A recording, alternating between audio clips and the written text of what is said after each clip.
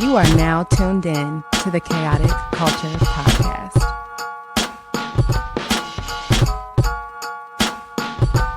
It's the KKP on your mother flipping airways. Hear the name ringing through the halls and the stairways. You were listening to a pod that can segue. All the latest topics guaranteed to fill your headspace. It's a safe place to voice your opinion. Say what you feel just like you're a kid again. Kid to pro and friends, black as obsidian. Chaotic culture, that's the world we living in. So what's the word?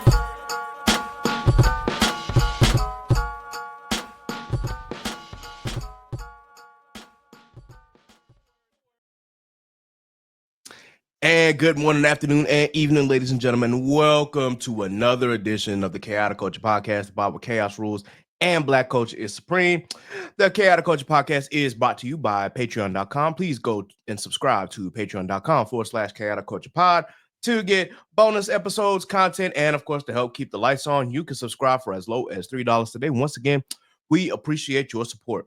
If you aren't familiar with the podcast, this podcast will deep dive into modern Black culture and how millennials, Gen Z, and Gen Alpha can navigate the crazy parts from finances, Black business highlights, Black professionals, community, content creators, home ownership, HBCUs, sports, Black nerddom, anime, wrestling, and especially Black music. And if it encompasses Black culture, of course, we are going to cover it. Live from the 410, I am the host and the creator of the Chaotic Culture Podcast. This is your boy, Ked the Pro, a.k.a. the Calculator Millennial, a.k.a. the Encore Presentation. Can I get an encore? Do you want more? A.k.a. your favorite toxic adjacent king, Ked the Poet, Ked the Closer, all that good stuff. 843 is me. Baltimore's the place to be. Always chaotic, never toxic most days.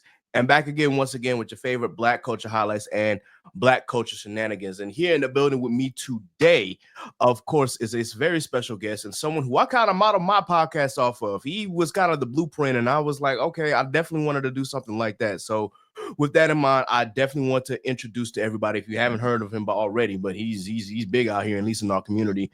It's our boy, Young Deuces. Yo, go ahead and introduce yourself, bro.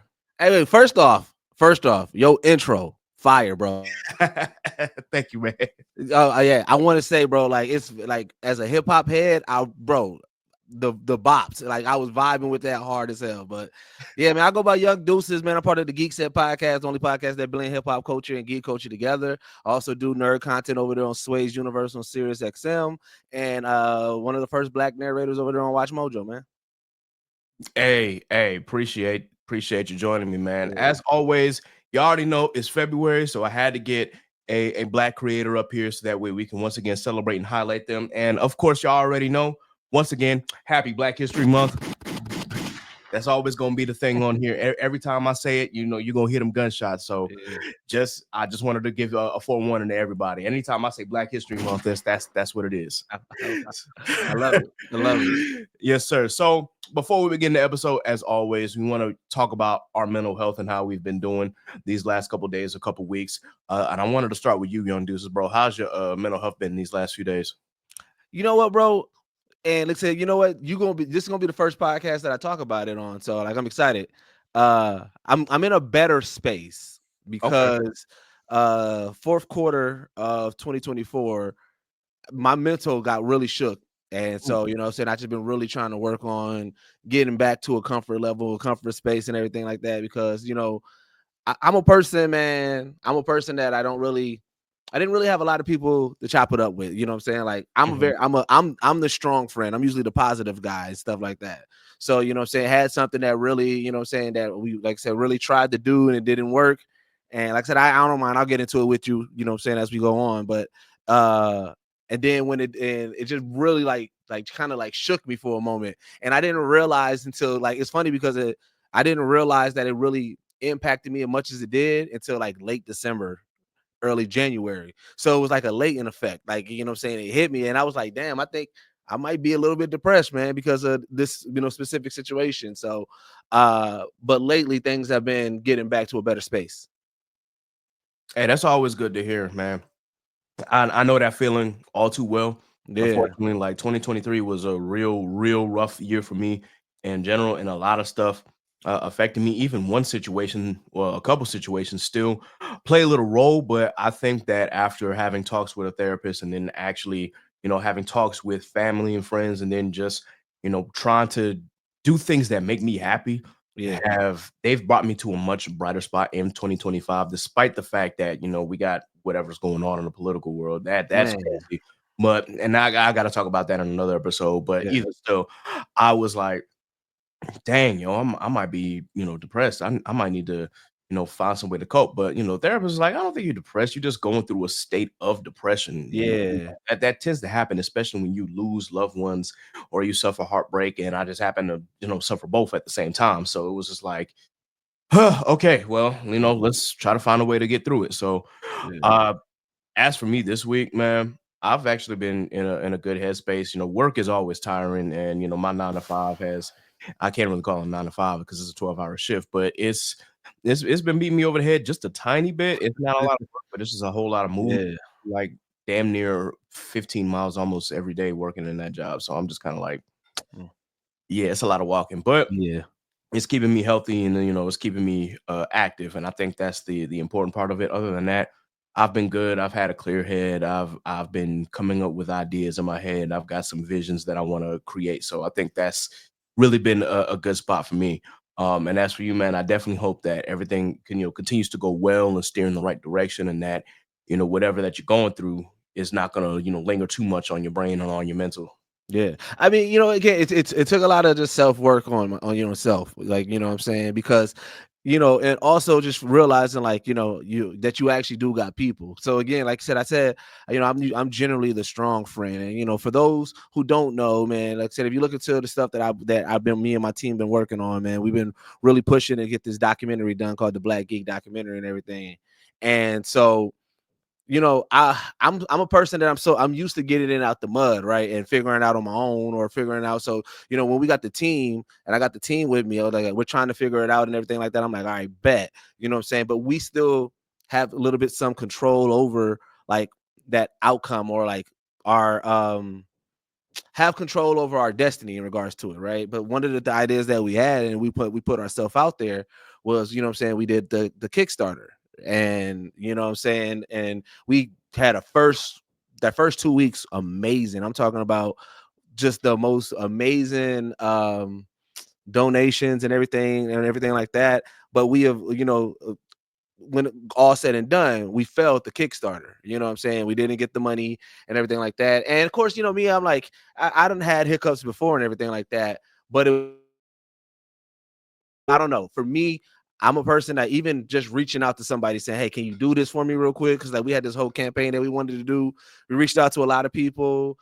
Only a handful of people helped out in the idea that we had in regards to there. And then, like I said, even with the donations, and like I said, it didn't come in like we expected after everything that we did. So, like for me, what shook me the most is I was like, man, I felt like we did everything right. Like I felt like we didn't cut corners or do anything that wouldn't equate to success. So when it wasn't successful, and then I was like, okay, we just got to figure out how to pivot, which I'm okay with pivoting, but it was just like I really had no direction on where to go. And when I felt like I was the captain steering the boat and trying to figure it out, and I had no answers for my team, like that shit really shook me. So it was just like it was one of those things that I was like, shit, like where do we go from here now? And it was like just dealing with that. Like I said, coming from where I come from, I've had failure, I've had roadblocks, I've had lessons and things like that. But I don't know, for some reason that this one really shook me, and I didn't notice it until late that it changed a lot of my outlook on things. And I was like, I got to get back to who I was, to the people that, what I'm saying, who I was as a person, and getting back to that positive mindset that always looking forward. But I was like, but also, speaking with the therapist, because like I said, I've been on my hunt for trying to find the right therapist. Mhm. But speaking with the therapist that I did speak with and everything, also realizing it's okay to feel that. Like I think that I've been so robotic of push forward, push forward, push forward. Up, this is another roadblock. Don't worry, we're gonna get over it and push forward.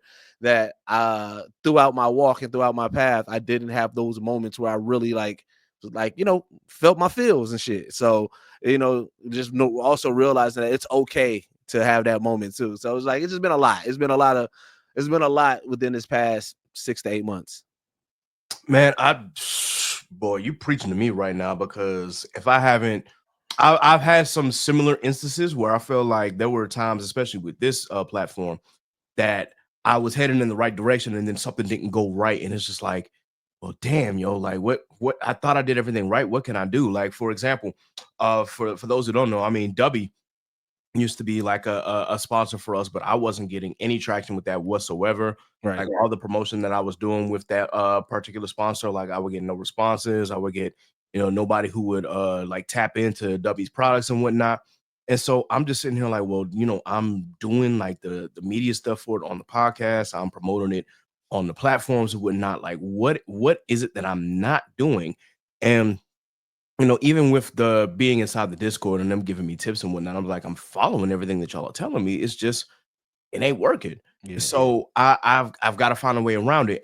But it still left me feeling like, damn, yo, like what am I not doing right? And there have been plenty of times where I felt like that with the pod. I was just like, man, I'm doing this pod over 5 years. And then there's some episodes that like get really a lot of traction, and there's others that don't.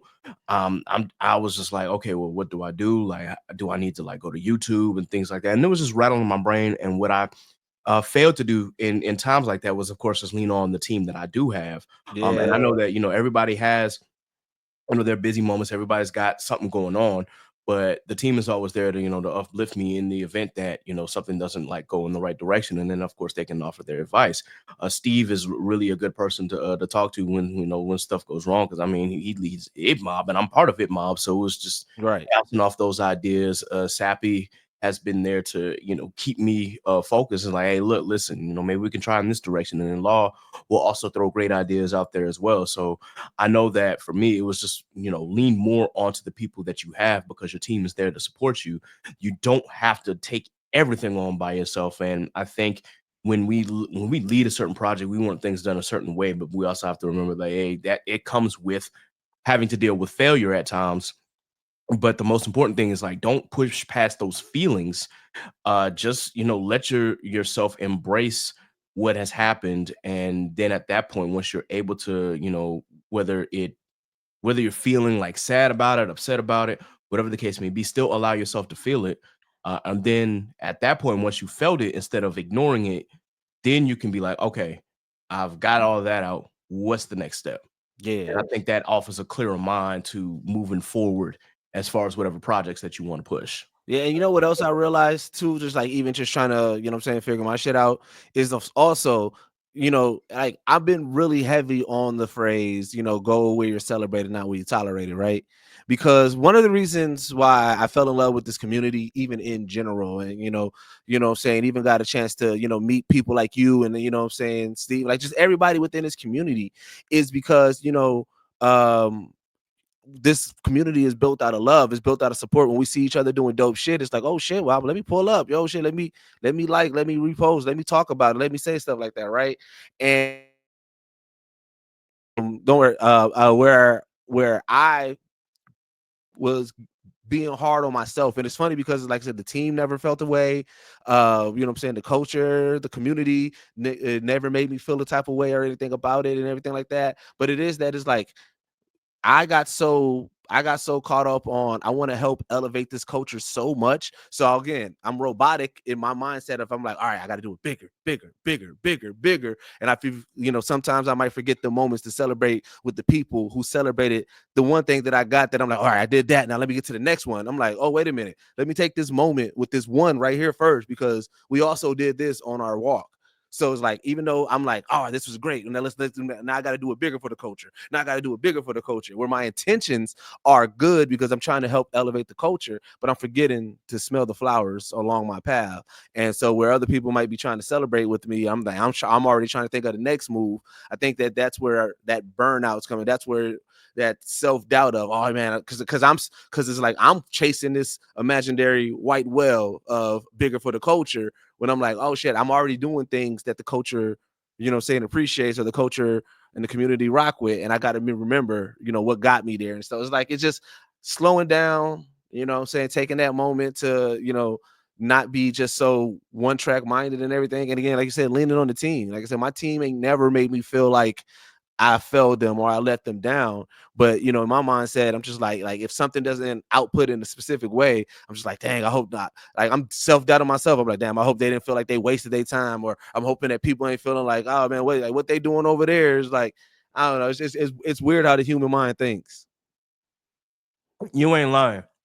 Nah, for sure, man. And I hope that when I get to a certain point that I don't forget, like, to smell the flowers, as they come as well, and to not forget the people who have been there since day one supporting me as well. Like, I know that, with this platform, it's all about celebrating Black culture and then talking about the ways that we can, be successful, as well as point out the crazy parts in our culture, especially within hip hop culture, because with every good, there's also some stuff that comes along with that.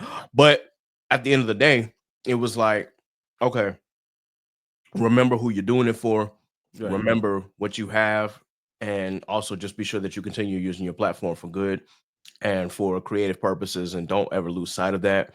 Right. And just keep on, continue to stay humble in that regard, and don't let anything deter you from your path. And I think that's been one of the most important lessons that I've been learning, and that I'm trying not to steer off from. Oh, so 1 second, my camera just got dark all of a sudden. Oh yeah, I saw. I was just like, "Dang, what happened, bro? It's black in there." Yeah, I have no clue what just happened. Oh, well, Hold on, let me try. Hold on, let me try something. okay. Well, while Deuces gets his camera fixed, I just wanted to once again thank everybody for tuning into the latest episodes that we had. We've been doing some incredible things this month, and the last episode we did, we just had a conversation with Daphne, and she definitely dropped some gems and some knowledge regarding trademark law, as well as just finding that career path that fits you. So as you watch these episodes, if you have young children, or if you have people who may not know what their life entails, or may not know exactly what they've got going on, and use this time to sit down with them and figure out what they like to do, what they love to do, and what their passions are. And especially in our Black families, we don't want to steer them in just one direction just because we want them to follow a certain direction. So always just remember to have those conversations, follow your dreams, and most importantly, do what you love. Hey, And I just back. There we go. there we go. Sure. So I definitely wanted to bring you on because, of course I've been following the Geekset podcast for quite some time now. I just like to get your perspective and your creative ideas. The first part that I really wanted to ask was, what sparked the idea behind Geekset? Yeah. So before podcasts took off like really, really crazy, I wanted to do a hip hop podcast, right? But I couldn't get, the people, because I also do music. I couldn't get the people at the time that I did music with to do a podcast. And I knew for a fact I didn't want to do a solo podcast. And so I just kind of was like, well, if they don't want to do it. And at the time I didn't know much of the world of podcasting or anything, or even how to start or what to do. I just kind of had the idea.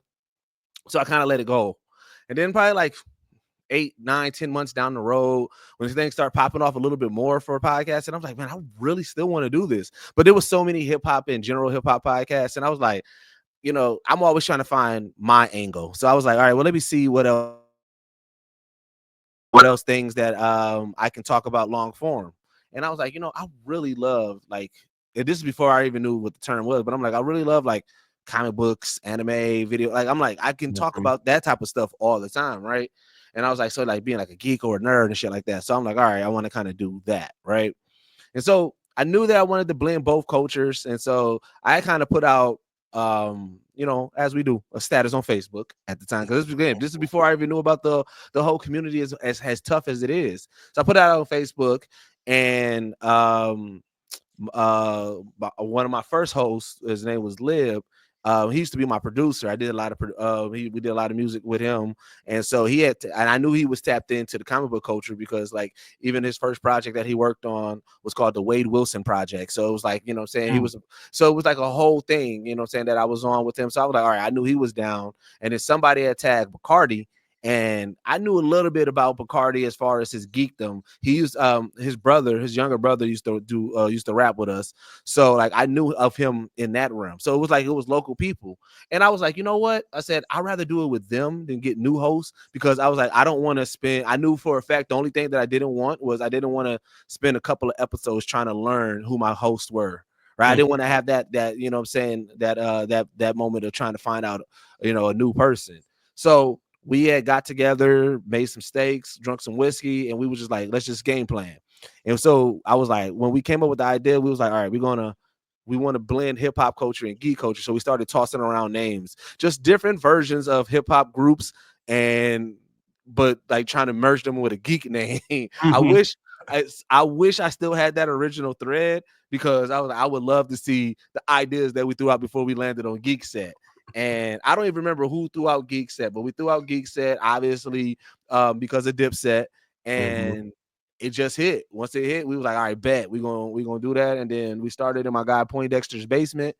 We recorded the first episode, and then from there it was on. And that first episode is legendary because one, we got, I mean, as most people who start a podcast now, we had liquor and we got super wasted, and and to the point like even afterwards, Bacardi.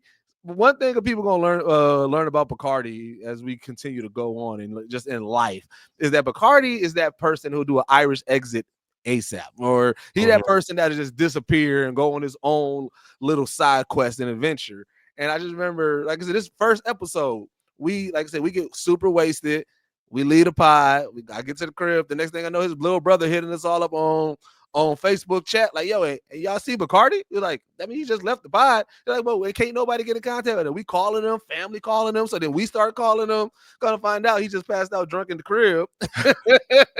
But it was just like, you know what I'm saying? It was just one of those unfiltered episodes from the first, when we just straight audio and everything like that. And yeah, we just continue to move and continue to go. And now we 6 years in.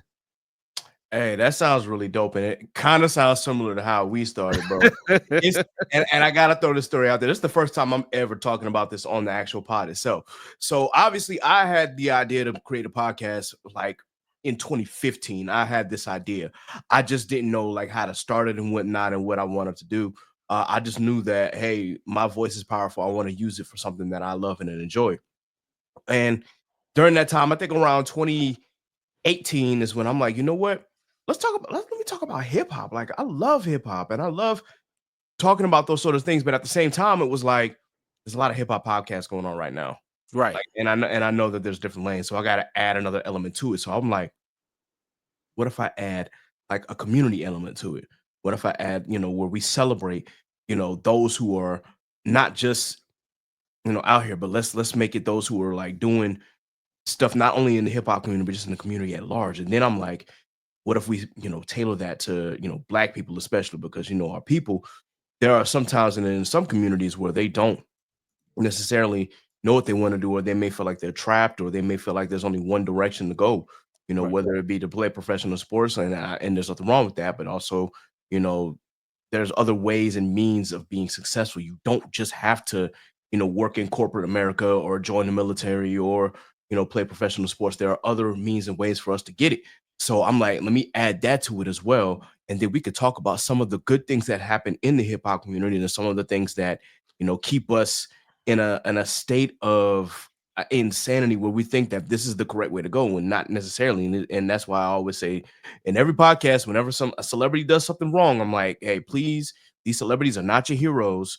Just remember that when we're talking about them, because sometimes they will do certain things and they're not trying to be your role model. It's just the hype got to them and this is how it turned out.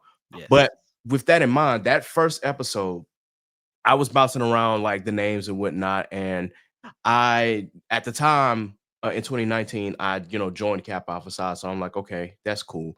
And then also I also did the drum line, at an HBCU at Hampton University.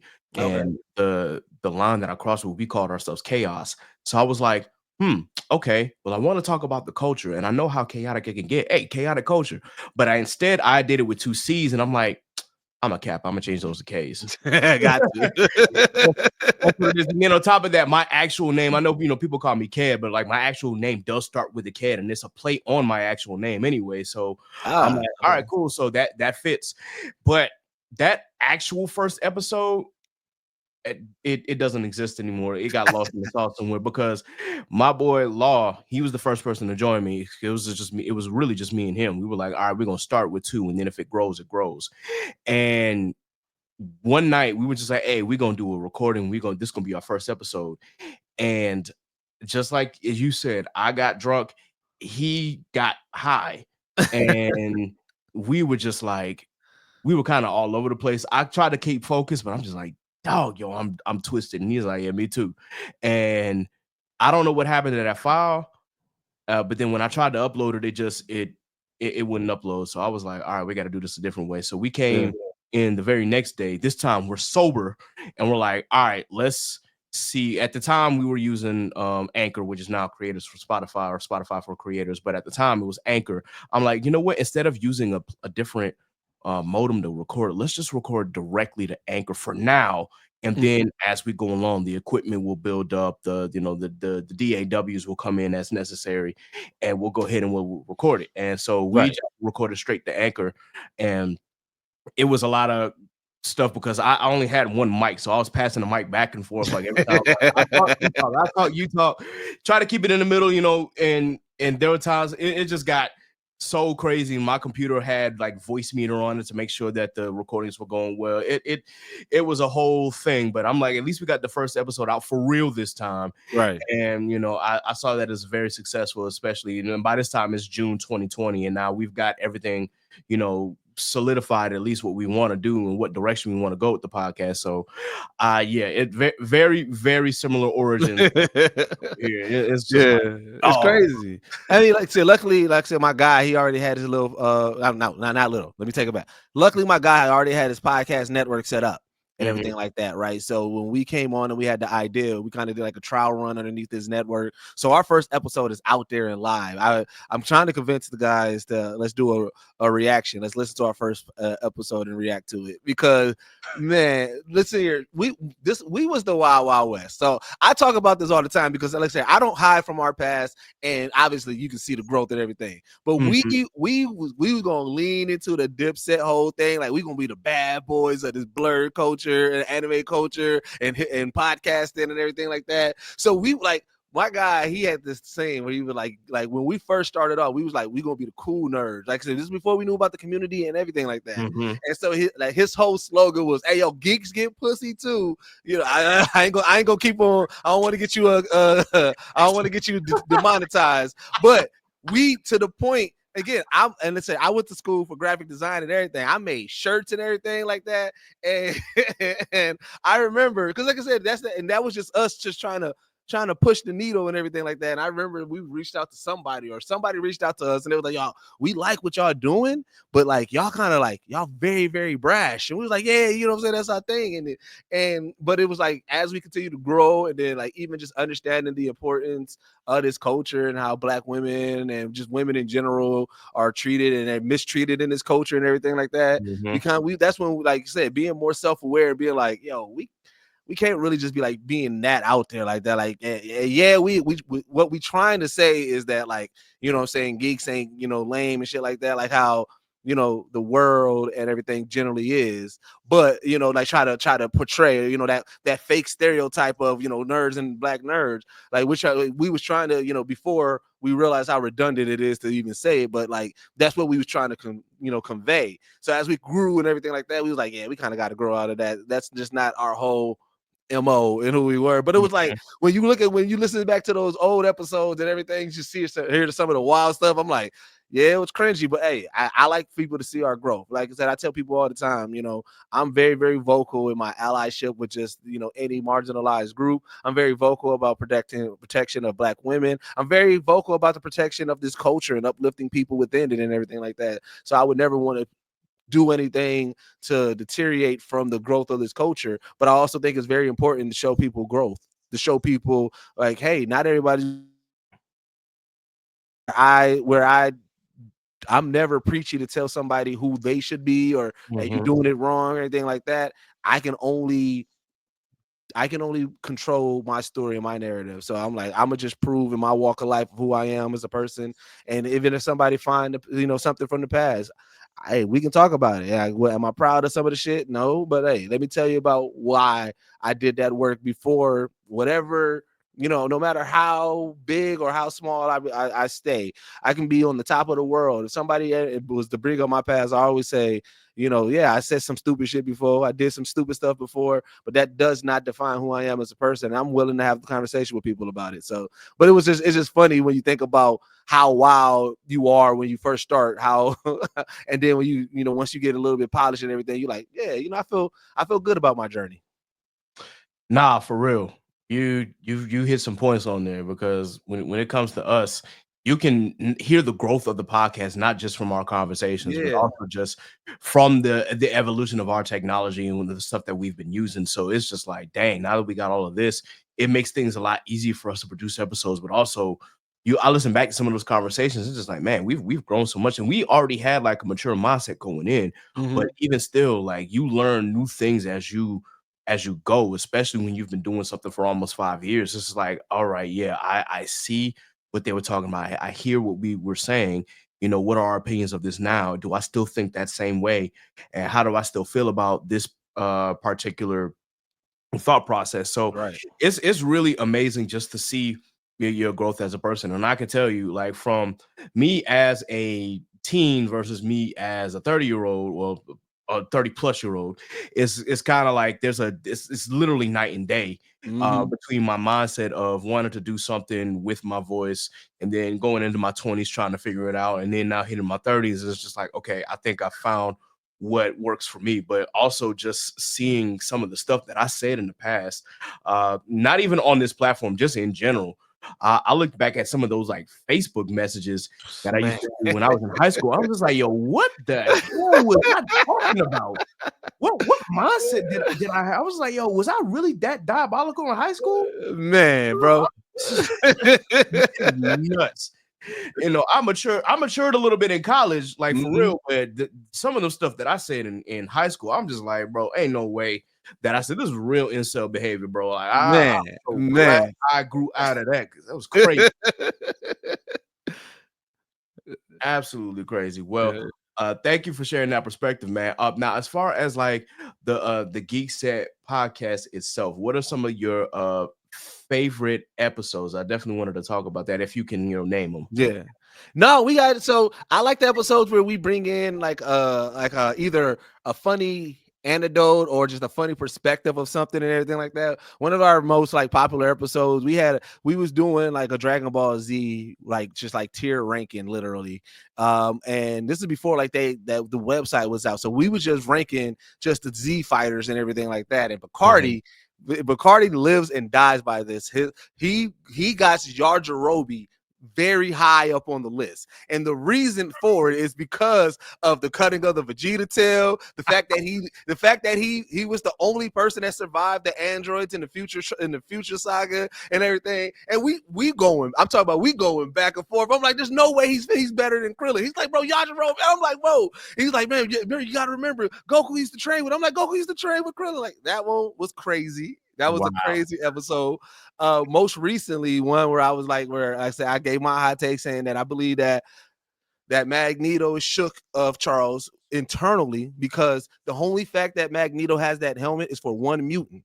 It's for Charles. And even when Magneto is fighting somebody else, he keeps that helmet on. And I said, why are you still thinking about me 24/7? Just I know that if we going to fight, yeah, put the helmet on. But if I'm over here fighting somebody else or you fighting somebody else, why are you thinking about me still? You don't need the helmet. So I'm like, Xavier, like Magneto is really shook of Xavier, like to his core. And again, I didn't say it wasn't justified. I mean, you make somebody experience the Holocaust again. Like, yes, I'm gonna be shook too. But I'm just like, we gotta acknowledge that he's internally scared of him. Hey, look, I'm not. I'm kind of with you on that because it's just like, dang, bro. If you watch X-Men '97, y'all notice when Charles is off in an entirely different galaxy, Magneto don't got the helmet on at all. So. Right. That's why I said that. I was like, I feel justified. I was like, soon as he thought he was dead, he was like, good, I don't need this helmet no more. I can be free. Right. And I was like, bro, that's I was like, I get it. Like, but I'm like, hey, we gotta acknowledge that. That was a solid episode. One, we was breaking down how crazy that it has to be for Batman. And this is what we were just saying, just in general, if we keep everything canon, no matter what Batman property was canon, can you imagine Batman seeing the bat signal, thinking it is some issue, and going out there, and then all he see is Seal out there singing, talk about some baby. Like, we was like, bro, that got to be the wildest thing as a hero to see. Like, wait, what? Who is this dude screaming? Shout out to Batman Forever. Yeah. So I love it when we get to talk about things like that, or like, before all the shit that went, things that went down with Diddy. I was like, bro, Diddy's the only person that went up against Godzilla 1v1. Diddy had a whole video. He went 1v1 with Godzilla, rapping in his face, going crazy. I was like, no, they got. So it's like, I like it when we get to talk about stuff like that, when we bring those moments into the podcast, where it's not just fact checking or just deep dives. I do like it when we deep dive, but I do like it when we can bring the fun and blend the hilariousness of it and stuff like that. No, that's dope for real. And speaking of Seal, I don't know why that comment just reminded me of that damn Mountain Dew commercial, bro. Like, yes. That was one of the funniest and yet creepiest things I've ever seen. I'm just like, oh, Seal is a seal. Oh God, no! What are we doing? That shit had me shook at the Super Bowl. I'm just like, oh, okay, all right. It came out of nowhere. I was like, wait, what? Out of nowhere. People were literally asking, like, yo, Seal, do you need funds, bro? Like, is the money really that crazy right now? Do you need some stuff in your pocket? I'm like, look, man, Kiss by a Rose is a forever, like, that is a forever classic, a forever timeless track by Seal. I don't think he needs the money, but I guess he just wanted to do this for fun, whatever the case may be. It was still weird. It just came out of left field. So I'm like, all right, you got it, bro. You absolutely got it. That also reminded me of Fly Like an Eagle, his cover of that. Yes, that he did for Space Jam. It was just like, yo, could you imagine just being on a basketball court and then Seal comes out of nowhere singing "Fly Like an Eagle"? Low key, if I'm doing a movie or if I'm doing anywhere and I see Seal and Seal's not making a soundtrack song for what I'm a part of, I'm gonna be kind of upset. I'm gonna be kind of slighted. Like, bro, no, we need Seal to sing something on the soundtrack? Like, right? Yeah, get him on. He gonna make a great soundtrack. He gonna make a great soundtrack song, and it's gonna play into it, and we gonna go with it. Like, that is, I fuck with Seal for that. Excuse my language, y'all. Hope I don't get demonetized. But anyway, hey, thank you for that, man. You definitely brought some joy. I definitely will have to go back and check those episodes. Speaking of Dragon Ball, have you been keeping up with Daima? Oh my God, yes, bruh. Yeah. Here's the thing. I actually went into this series wanting to hate it. Because like I said, I'm up on the manga and everything like that. So when they dropped the trailer, and I'm like, bro, why are they doing this? I said, we got Moro, we got all these dope storylines to get to after Super. Why are we going back to after the Buu saga and essentially doing the GT clone, trying to retcon it? Now, I was like, I'm gonna give it a shot, and this is where I think that's how they got me. I said, I'm gonna give it a shot because I got onto Dragon Ball Super late.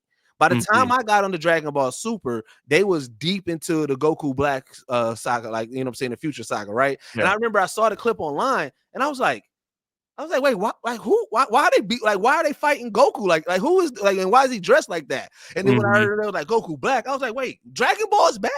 And so when I got back to it and I was watching it and I was seeing like the things that how like they redid with Broly and like said things like that, and I started seeing like Resurrection F and like just start seeing all the new things that he's doing. I was like, oh, I see what Dragon Ball Super was doing. I was like, they're taking certain elements from some of the movies that quote unquote at the time wasn't canon, and I was like, oh, they're trying to make them canon. I'm like, all right, I'm cool with that. So when I saw with Dama, I was like, I bet you they're gonna start trying to retcon a lot of things of GT, and I was like, if they give us a Super Saiyan 4, because I was like, that's my second favorite form of Super Saiyan. I said, if they give us a Super Saiyan 4, I'll allow it, right? So I was still on the fence for it. And when I watched those first few episodes, I think it was that first Goku fight when he was at the bar, and I was watching it, and I said, yo, why am I excited about this fight? I was like, bro, he really like fighting, because I thought it was going to be more so either how GT was or even how Dragon Ball was. As much as I love Dragon Ball, when you rewatch Dragon Ball and now, and the way that animation is and how fights are now, Dragon Ball, you kind of be like, all right, you gotta, this is for what it was of the times. So when I saw like it was like GT, because we got the young Goku and everybody young, but they was fighting like how today animation was, and I was like, all right, I think I'm in. And as they kept on going, I'm like, oh, they got me. And yeah, that last episode, I was like, yeah, I'm in. I'm all the way in at this point. So yeah, no, I'll fuck with Dama heavy. Okay, bet.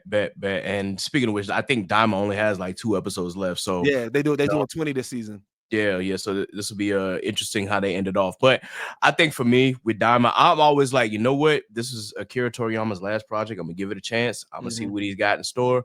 I'm gonna see what little Easter eggs or whatever he throws in there. And yeah, seeing him turn back into kids was kind of one thing, but this is like, you know what? I'm gonna still give it a shot. Yeah, and I'm just hoping that he doesn't nerf their power, and obviously he did not. I'm like, oh no, I'm like, yo, Goku, Vegeta, and Piccolo, they still got hands, even though they're smaller. So that's really what I wanted to see. And as you said, like going back, I did a Dragon Ball rewatch last year, and I just realized a lot of the stuff that flew in Dragon Ball also wouldn't fly in, today, because I have to, as you said, it's part of the times. I'm like, this is the 80s we talking about. They got away with a lot of shit. Toriyama he did and said a lot of shit with these characters, but still it was nice to see. I love seeing the fights. The fights with the Tamagami were great. I nerded out when Vegeta went Super Saiyan 3. I was like, oh, I'm here now. Like I was already invested in the show, but now I'm like, all right, now I'm locked in. And then seeing that form, which is Super Saiyan 4, but not Super Saiyan 4 because they didn't really call it that. But seeing Goku get that form was just like, oh, y'all. I'm like, man, Toriyama, you mad man. You left us with something before you got up out of here. Okay, bro. What I also do love, and this is something that I was like, oh, what Super didn't do, but Dama's doing, and I'm like, I respect it. So I'm not on the Super hate train. Like I said, I know a lot of people don't like Super. I like Super for what it is, because like to me, I tell people all the time, Dragon Ball in general is not going to hit you in the feels. It's not going to be this deep inner deep inner thought about a theme or with anime. I said the same type of excitement that you get around sports games, whether it's the NFL, NBA, whatever, that same excitement, you get that excitement when watching Dragon Ball properties. When they're fighting, you excited. But what Dama did was when they expanded the lore about the demons and the demon world, and I said, oh, I didn't think I needed that, and the Majins, and it's just I said, oh, somebody was like, you know what, I'll also want to add some lore. Like I was like, I appreciate that, because we haven't gotten, if you think about the Dragon Ball universe, even in general, we got new universes and everything like that, but like that, it was more cliff notes just to explain the tournament of power. We got learned about, like, we didn't learn much lore as like how we doing in Dama. We're getting really history of the demon worlds and everything like that. And I said, I like that. I like, this is different for a Dragon Ball property. And I was like, so again, I went in wanting to hate, and I was pleasantly surprised. Yeah, what I really loved was the history of the Namekians and tying them back to the demon world. I was like, okay, because we went from demons to aliens, and like, oh wait, they're back to being part of the demon world again. So that now it makes sense why he was called Demon King Piccolo. So everything really kind of fits with that. There were, a couple retcons that I'm just like, okay, Dragon Ball. But then at the same time, I'm just like, Dragon Ball, it will happen. You know what? Whatever, fine. It is what it is, because I think one retcon that I was curious about, I'm like, okay, we see that Kibito and Shin have split up, but in Super, Super, they're still, still fused. So I'm like, okay, well, we'll just have to get past that part. You think you think we get into fusion? I think that's the final thing that we're gonna get out this. We're gonna get a fusion. And I think so too. I do want to see what happens. I think Goku Vegeta might fuse again. We'll see what happens. I know that it's gonna be something. we'll see something, and then we just got to figure out what this wish is, which I believe is that Gloria wished them back to being adults. So we talked about this on our last episode, right? Mhm. And this is my theory because and it depends. It depends if they're trying to be on some Marvel shit or not, right? So Marvel has a history of retconning things and then making something fit into where the future is, right? Right. So when you think about when Goku fought Beerus, and it was like, you remember, Super was a couple of years after the Buu saga, and this Dama picks up right after the Buu saga. But at some point when Goku was fighting Beerus, he had told Beerus, yeah, Super Saiyan 3 is all I got. And then you know what I'm saying, he moves up into, you know, God form and everything like that, right? And so my bet is if they're on some Marvel shit, because they're in the demon world and to be this powerful, the wish is going to come with also a memory wipe of you don't remember this, because it's going to be like with everything that's going on in this series. I'm like, how are they going to work it into in here? But then also earlier before the series dropped, and again, it depends on which route they want to go. They said that everything in the Dragon Ball universe that you've seen is canon. They introduced a multiverse, so they were like Kai, GT, Dominator, like it's everything you've seen, Dragon Ball superheroes, Dragon Ball, like all of that is canon. So they could just simply be like, oh, well, this is also another universe or whatnot. So it's just I'm interested to see how they connect it, whether it's good or not. Like, I don't need a deep connection. I don't even need it to be. I'm just interested to see how they're going to make it make sense. Like these events that are never been talked about in Super or any of the new properties. How are they going to retcon what happened here? Yeah, that's definitely going to be interesting, and I do want to see what this next episode holds in store. I think I like your theory that it's going to come with a memory wipe, so that way they have no idea, you know, or remember what happened in between. That would make a lot of sense. So we'll see what happens, and I'm looking forward to it. While we're on the subject, is there any other anime or any other like shows that you've really taken interested in? Because for me, just to name a couple, of course, Invincible has been like my thing, as well as again another show with Han Solo Leveling. That's been out there. So did you have any shows that you wanted to list? So I've been talking to the world about this, and I need to talk to the world. One, and you probably already watched it, but this is me catching back up on it. Have you watched ReZero? You said ReZero? Yes. Yes, I've watched ReZero. It's one of my favorite isekais. Okay, so real quick, and I'm on season 3. I just want to ask you, if somebody asks you, hey, what is ReZero about? What are you gonna say? I'm gonna say it's about this guy who was an incel who fell into another world and grows up, but the only way that he can grow up is figuring out solutions that require him to die multiple times. That's my main thing. Is like, in order for him to grow up and figure this out and to protect the people that he loves and himself, he has to die and reset himself. So that way it's like, okay, that didn't work. That was a problem for me. Let me, grow a little bit and figure out what my next move is. Okay, because I love ReZero right now, right? However, I was like, I don't know what this is about, because all right, so I like long title animes. Like, this has been my thing. Like, I've been reincarnated in this world as a vending machine. I've been like, I love like long title animes is my shit right now. I love them, right? And I love the animes. You get pulled into a world, and it is like, all right, it's usually the same thing. I got pulled into this world. Oh shit, there's a leveling power or scaling power thing. I gotta level up. You know what I'm saying? I'm fighting the Demon King, or I'm saving this world, or whatever the case may be, right? So I'm thinking that what this is about. But as I'm watching it, I'm like, he's just going through hell. I was like, and it seems like he's just destined to die every time and not really save the day, because every time you think something's going to be going good and you think that they solved it, it just pushes it further to a more catastrophic event. And I said, this is literally hell, because I'm like, one, he's not even leveling up. So I'm like, what is the point here? I was like, and I can't stop watching it because it's so good. And I think it has trauma, it has good stuff, it has like, shonen stuff, it has chibi stuff, like it has every element of anime within this. But I'm like, I don't know what the purpose is. I'm like, I'm really invested to see. I need to see how this is going to wrap up, because I'm like, bro, you are constantly going through hell. Your heart is being ripped out every 3 episodes. and both figuratively and literally. And I'm like, I need to figure out what's going on with this anime. So yeah, Wow. ReZero is such a good anime. It's just, boy, it's gonna take you on a roller coaster.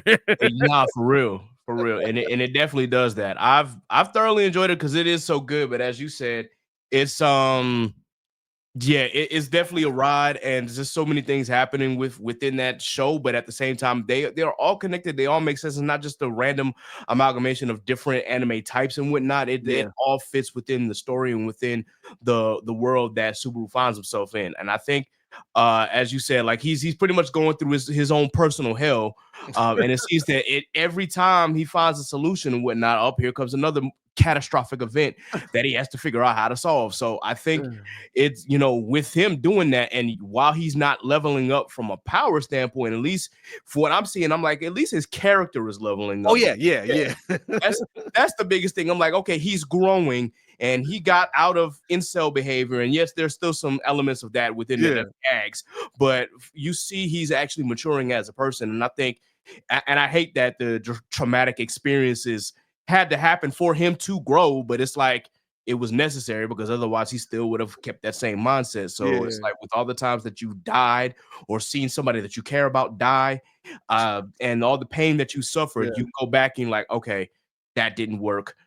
I need to find another solution in order for me to survive and in order for me to grow. And we see that is starting to work. So I can't wait until this next part of the season drops because we've been waiting for this season for like years. Yeah, well, like I said, so by the time I should probably be done this week because also these are hour-long episodes. That's another thing that threw me for a loop. I was like, oh, because I'm like, man, they are really adding a lot of depth within this anime, and I'm like, oh man, these are hour-long episodes. That's why I'm feeling it like how I'm feeling it.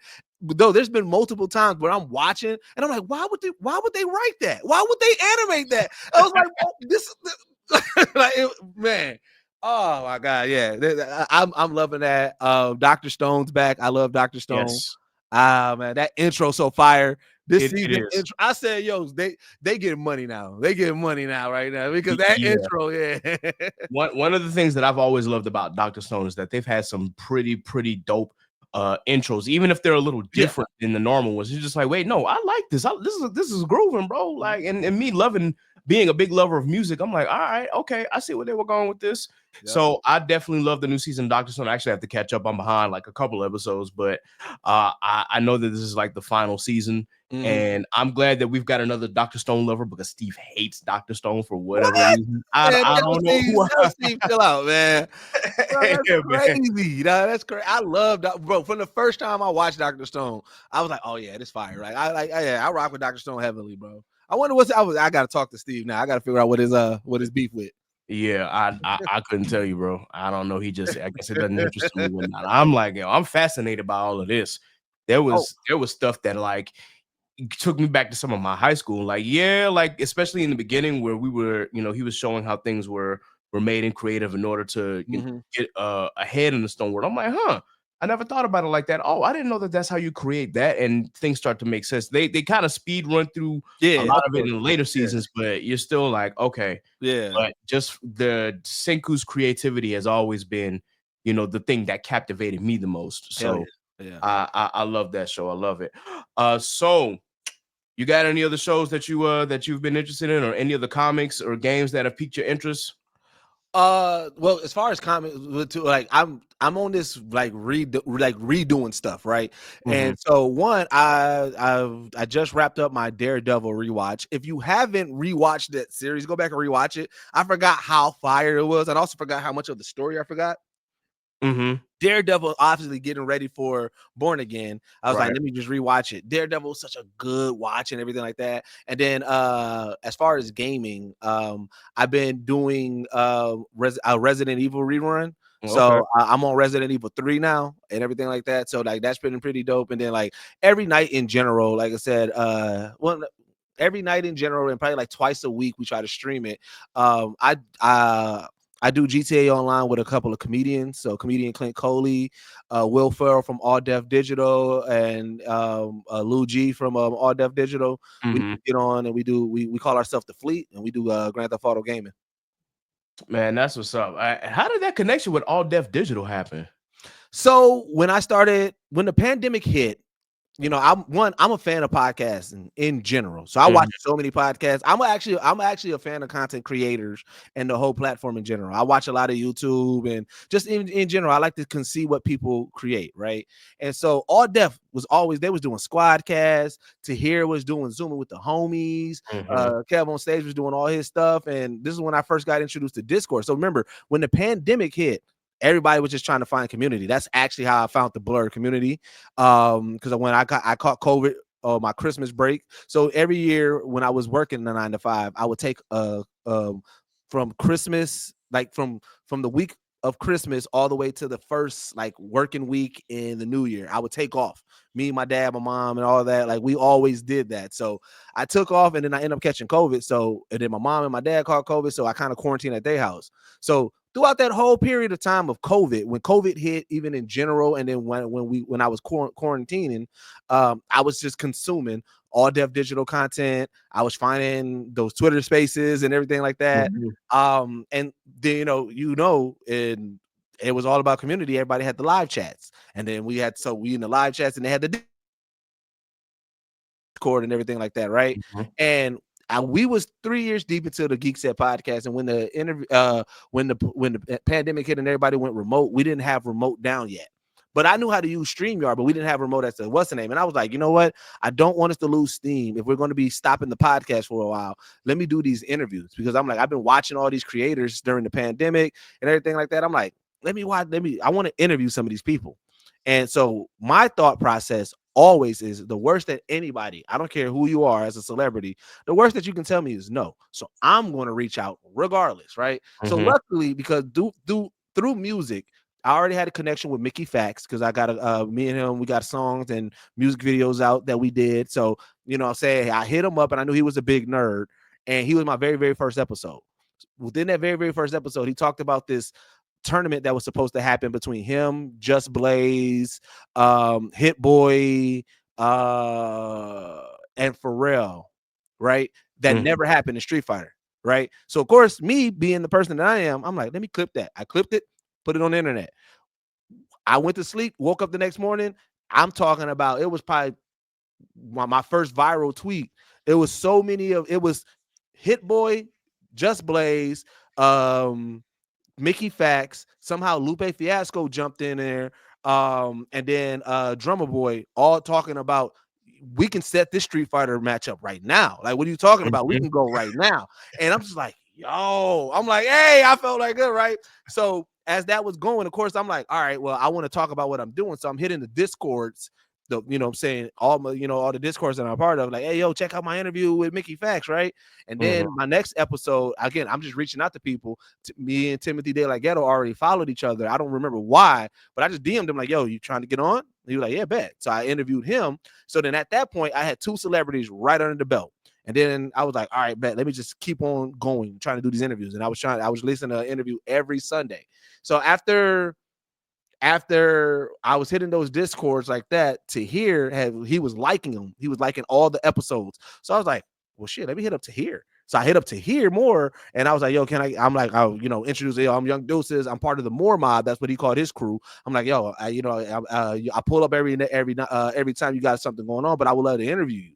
He was like, bet. He's like, I'm on vacation right now, but I was like, I'll do the interview. So we did the interview real quick, and then I'm like, oh, this was really fire. So then my homegirl, she was me and her was just chopping it up. And I was like, yeah, man. I was like, man, I did with Tahir. I was like, I'm trying to get Kev. She was like, oh, I know Kev. I was like, I'm working on a show with him right now. I'm like, you mind hitting him up for me? Right. Like I said, the worst that anybody could tell me is no. She hit him up. She hit him up, and then he hit me back immediately. Like, yeah, for you, her name was Crystal Bubbling. He was like, for you, Crystal, I'll do it. Right. So when I interviewed him, it was a quick 40-minute interview, which was my shortest one at the time, because he was in between, all his busyness and everything like that.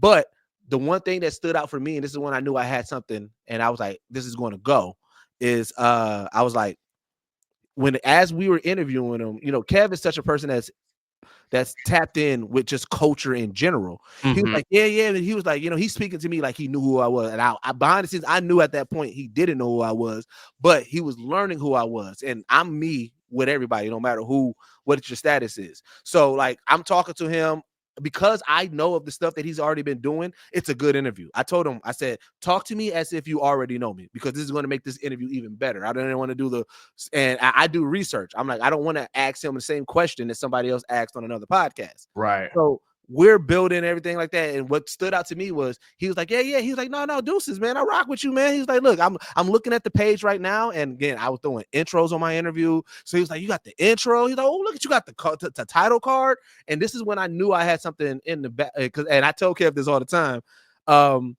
When they was doing content, it was just the squares. No background, no intro, no anything. Me, I added like my stuff on it where it looked like something, right? After that interview with Kev, all deaf and all their digital online stuff changed. Everything changed. And I was like, see, I left the impact. And I knew because he's like, I'm about to subscribe right now. He's like, man, yo, I see it, right? And knowing the fact that he taps in, like, and everything like that, and knowing the fact that he's like, he looks at and he keeps everybody at the same level. Like he don't belittle anybody. And that's why I think I'm so, so cool with them, because, I feel like I never hit him up just for, I don't only hit him up when I need something. I'll hit him up to like, say, what's up, wish him a happy birthday, things like that, and sometimes we just chop it up about anime. But I think after that interview came out with Kev, that opened up the whole all deaf stratosphere. So then after I did it with Kev, then I got Patrick, then I got Will Ferrell, then I got CP, then I got Meg Scoop, and I was just going through all of all deaf to the point where at that, and then like I said, then Tier brought me on Zooming with the homies, and then all deaf was hitting me up like, yo, we doing all deaf, we doing this all deaf nerd shit, we doing all deaf cannabis shit, we need to guest on all deaf women. So then they started bringing me on to do more all deaf stuff, and then when we was doing they was like, I was talking to Will Ferrell, and I was like, yo, I know y'all got Black Blasphemy. I was like, y'all got to start doing more geek topics. And he was like, well, shit, we was thinking about doing Geek Blasphemy. And I was like, man, that'd be fire. I was like, I would love to be a contestant. He was like, do you want to be the host? And I'm like, bet. And then I end up being the host of Geek Blasphemy. And then it just, ever since then, it's just, I'm like Red Man to the Wu-Tang. You know what I'm saying? It's like, it's like I'm not all deaf, but I'm like, I'm there with everybody, like to the point, like even at last DreamCon, they gave me just press, and I'm like, but I'm like, I'm cool with everybody. I'm passing all the creators and all, and they all, behind the velvet rope, and they're like, Deuces, why you in here? And I'm like, nigga, they just giving me press. They ain't letting me back there. They're like, man, get over here. And I'm just like, so it's like I'm literally like, I'm like the Red Man to all deaf's Wu-Tang. Okay, hey, that's a dope story and a dope connection, man. Like I think the fact that you were able to connect with them and connect with Kev, that was really big. And then of course, the DreamCon interview that happened. Obviously, I was there for that. I got a chance to meet Kevin on stage, and I was just like, man, I really enjoyed the stuff that he does, but this also the stuff that you did with him. It really was like inspirational to me. It's just like, man, you know what? The worst these people can say is no. I just have to make sure that schedules align and whatnot. If there comes a time with that it says yes, so I do have a few people that I definitely want to reach out to. But I'm glad to know that there's somebody that's at least on the all deaf side. Because listen, when the pandemic hit, all deaf digital, those roast me's, that's all I was watching. I'm just bro. And what's crazy is too, because like chopping it up with everybody, even just being able to have casual conversation with everybody, and like they just appreciate people being regular. And that's why I love this community so much, because even with telling Kev about the anime community and like, bro, you should come over here, trust me, they're gonna rock with you, they're gonna love you because you genuine. I was like, what I'm saying? And that's what they were like, they're so used to so many people treating them different, what I'm saying, because of their celeb status, that when they get around people that are just going to treat them regular or have regular conversation, and what I'm saying, just be able to, geek out and fan out, like, you are who you are, but also we can talk to you as regular. That's where they appreciate. That's why, like, with the DreamCon situation, what's funny about that is that, like, when I had hit Kev up, and again, this is where like why this year I'm trying things different. I'm trying to like I submitted to a lot of places for creator instead of press this time because I was just only press, right? But we put on this panel that we had all these big names on it. And so if for those who are stage crew, that's what Kev's crew's called, his fan base is called, or people who watch Kev on stage's content with his podcast, one thing that you would know about Kev is that Kev does not like meet and greets. It's not because he doesn't want to meet the fans. It's just it gets so crazy that it's like he'll be there all day, right? And so when I went to go get him and was getting the panel ready, so I was like, he's like, yo, I'm upstairs. I'm like, all right, I'm gonna come get you, right? So then he's like, all right, so he was like, where's the back way we go? And I'm like, bro, there's really no back way. It was like, it's right there. It's like we literally right down here. He said, well, let's try to go. So it was me, Kev, his kids, and his wife. And so we hit the security. We're like, hey, can we go through this door right here? I see this door goes down. And they was like, I don't know. And then Kev's wife was like, go through the door. She held the door. She was like, if you get locked out, just come back up here. I'll get you in there. So I go down there. Door don't open. So I get back up there. I'm like, damn. So I'm like, damn, I know this is Kev. This is at the height of Kev on anime. This is Kev first DreamCon. He's dressed as Zoro. I'm like, and Kev's big. So I'm just like, bro, right. I'm like, all right. I'm like, fam, I don't know. I'm like, because I want to tell him we just gonna have to walk in gym pop, but I'm like, I already know how it's gonna be chaotic. But Kev, as you're a writer, he's like, we just gonna walk. This is where I'm like, you need a strong black woman in your life. As we're walking, of course, everybody want to stay. Kev want to stop. His wife literally was like, security guard. We gotta go. We gotta go. So we get there, right? We get into the room. Kev see the room. Now, when I went to go get Kev, and this is what's crazy about it is we didn't really have much promo. We had to switch last minute. The original was supposed to be Kev on stage, Carl Jones, and us, right? And Carl Jones had a family emergency, so then it ended up being just Kev on stage. And then luckily, like I said, my guy Pierre Steps came in last minute, and then What's Good came in last minute. So we was able to make things happen in regards to that, right? In regards to that. Shout out to Pierre. Yep. Shout out to man. All of them, man. They came in clutch. But when we left to go get Kev, there was nobody in that room, right? Bare minimum promo because we kept on having to switch things up. So I'm DMing so many people who have to go into DreamCon in their name, and I'm like, yo, we gonna be here. We gonna be here. Kev gonna be here. Come check it out, right? When we get there, there's probably like 30 people in the room, right? And Kev see it. I'm like, yeah. And he's like, all right. He was like, where the back at? I'm like, Kev, man. I'm like, they ain't giving us no back room, bro. I was like, they just giving us this room.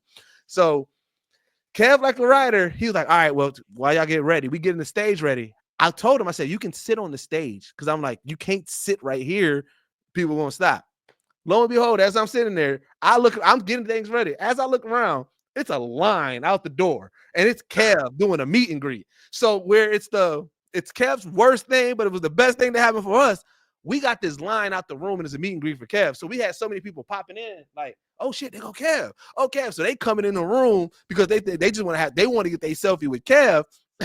and it's funny because at one point Kev doing the meet and greet, and I'm on stage getting together, and Kev, he leaned back, he said, you owe me forever. And I was like, hey man, I didn't set this meet and greet up. I was like, you should have been on stage, but it was like he was a good sport about it. He talked about it on his pod, and I was just like, again, it was just dope to be able to have that moment and kind of, again, something that I was going into it. I'm like, man, we didn't get a good promotion. We didn't make it to the main DreamCon page to, as posted. I said, we got a celeb, but I'm like, you know what I'm saying? He posted it once, and I'm like, so I don't know what traction it is. So I'm thinking it's going to be a dud. We had that whole room, and I was like, man, this is crazy. Like that. So that was a dope DreamCon. I ain't gonna hold you. Nah, for real. Like outside of any of the elements, I think last year's DreamCon was really, really dope, and for me it was really, really focused because I was like, okay, I'm gonna go here. There was only one panel I couldn't get to just because the room was just incredibly small, and obviously it got packed out. I couldn't get in, but I was on a mission to be like, hey, I'm gonna go here to support my homie. I'm gonna go here to support Omar. I'm gonna go here to support Young Deuces. Like I had a plan set out for this particular DreamCon. 2022, I went on all vibes. 2023 was like vibes plus planned, so it was kind of it could either be up and down, but this one I'm like, no, I got a plan to be here, and this is where we're going. And I think that's what made my DreamCon experience all the more enjoyable. And then, of course, getting to see that opportunity again with Kevin on stage and actually getting a chance to talk to him for a little bit, take a picture, and just getting the chance to, I introduced myself to his wife, because like, ain't no way that I could talk to you and not, talk to the woman that's behind it all. So I made sure, I was like, hey, how you doing? Nice to finally meet you. Like, you got a beautiful family. Y'all are doing great and amazing things. Please just keep doing what you're doing and keep doing what y'all love. Like, and I think she really appreciated it, because I saw her face lit up when I went to go talk to her. I was just like, hey, how you doing? No, yeah, man. Miss Kev on stage she's super dope. Because even with us having a conversation with her, like, she don't know nothing about this world. Right. And just to be, saying, that supporter that she is and everything, but also her being like, all right, I'm in it. You know what I'm saying? What you know what I'm saying? Like, I definitely appreciate their dynamic. You know what I'm saying? Just to being able to see that type of dynamic, because strong Black couples is always, for me, I'm a person that I like to celebrate love in general, right? Like, so often we get the opposite reaction. People, want to find the flaw in a relationship or anything like that. But like, anytime I see a strong Black couple, I do make sure I'm very vocal and I amplify that, because Black love is important to me. It absolutely is. And it's the same for me, man. I'm a big proponent of Black love, and I've said this throughout multiple episodes. I said, listen, whenever that day does happen, like, she gonna be Black, and that's all it is. Like, Black wife, Black kids. That's what I believe in. If things happen differently, like, say, and I told Daphne this the other day, I was like, look, if they are, if they're a different person of color, okay, there's got to be some terms and conditions, obviously, with that. But when it comes to this, I'm like, oh, there's a lot of terms and conditions. I don't think they'll be able to meet that, but we'll see. But but my focus is always to just strengthen Black love, and to hopefully one day have one of my own. So that's always something that I believe in. So I'm glad to hear that, and I'm glad to see that support through and through. Real quick, because I know that I didn't want to keep you too long. But I did have a couple questions. One regarding like the Black Geek documentary. I just want to ask you how that was going so far, and were there any changes that you had to make, or any elements that you've added to it, or was there anything that hindered you from making the documentary the way that you saw fit? So I think it went through a couple of phases, because so right now where we're currently at with the Black Geek documentary is that we're trying to we got to finish it. We're at the last step of it, which is doing what we call our hero interviews, which is something that we've been pushing towards. The issue is that because our main goal from the get-go is that we want to put out something that the culture is proud of, right? So it has to look like, we want it to look polished, right? But we're doing this all solo. We don't have any investors, we don't have any financial backing and everything like that. So that's where the idea behind the Kickstarter came. The idea behind the Kickstarter was, if we can get the culture invested in it enough where people want to financially help us reach that finish line, then what I'm saying, that'll help us out, because again, Kev on Stage connection, and this is some behind the scenes stuff that we talked about on the Patreon, but you family, and your viewers are family, so I'll give y'all this. Kev on Stage has so graciously enough offered us to use his Kev on Stage studio to film our final interviews for the documentary. So again, I'm a person that I like to do good business. I'm a person that I like to do things the right way, and I want to make sure that all parties involved feel proud about this project and everything like that. So we obviously still also want to financially make sure that we're paying what we need to pay in order to use this space and everything like that, get out there and kind of do this the right way. So we have a figure in mind that we're working towards, and that Kickstarter would have got us there. Being that it didn't got us there, it's just a whole lot of pivot. So because of the pivot, because we just need to build our name for investors' stake, to get more people to be like, because we have the right people to get us in front of the right people, but we need to sell it, right? And so because of that, and because of the Kickstarter, the failure of the Kickstarter, it pivoted into a new show that we're working on. We did a couple of episodes already free on our YouTube called What We Talking About, and it's pretty much the way that I've been telling everybody is Guy Code meets blurred culture, right? So it's like it's our talking head, because I said the one thing that I think that a lot of people that we were missing with Geekset is that we move as a unit, but I need people to be individually invested in everybody's individual personality, right? I need people to know Didge and know Bacardi and know King and know Trip and know Yasa and just know everybody and be like, oh snap, you know what I'm saying? And know our comedy, know the inside jokes, kind of like how we know with All Def, right? You know, All Def was a big model of what I was seeing. It's like when you watch All Def, when you watch Squadcast, you know, we might get the two topics, but we know that they're gonna roast. You know that they're gonna talk about Tahir being fat. They're gonna say Kev got a coochie. They're gonna talk about Pat and you know what I'm saying. So it's like we know the thing, but I was like, I like that dynamic, and I said we don't have that in Geekset. So we started this show called What We Talking About. We did a couple of special episodes around Christmas, around Thanksgiving, and it's just really just us art comedy around specific topics within blur culture and hip hop culture, and so we filmed 11 episodes that are now in post production, getting finished edited and everything like that, and we're going to be releasing it on a large platform to kind of episodic of this, right? So that way we can kind of build our name up more and everything like that, and then start going back to these investors to try to see if we can finish out, because we got everything pretty much lined out as far as the B-roll, as far as all the culture interviews, the people that we had a chance to interview and everything like that through 3 years of DreamCon, C2E2, Anime NYC.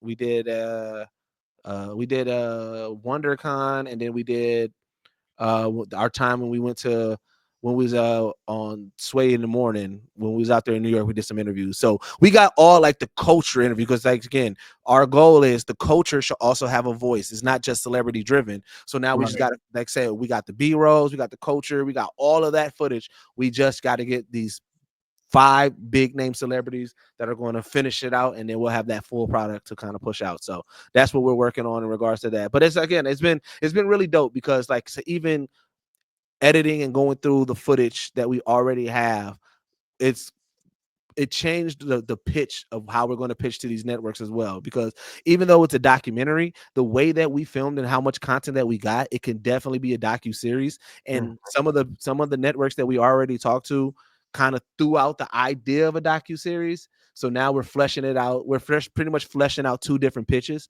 We got a pitch for the documentary, but we also got a pitch for a docu-series, and then we also got like a sub pitch that would like it to kind of help with the promo run of it. Like, so we got this full campaign idea. It's just really like, this is where creation and financial backing needs to meet, right? Because like, if we are able to create it the way that we want to create it, is going to be a huge, huge movement that's going to amplify so many people within this culture. Because that's the main goal. It's not about when the Black Geek documentary comes out, everybody's like, oh yeah, Geekset, man, Black Geek documentary. The goal is when the Black Geek documentary comes out, people's like, yo, there's a couple people like, dang, I didn't even know I was a blur. Or some people like, yo, I didn't even know about this.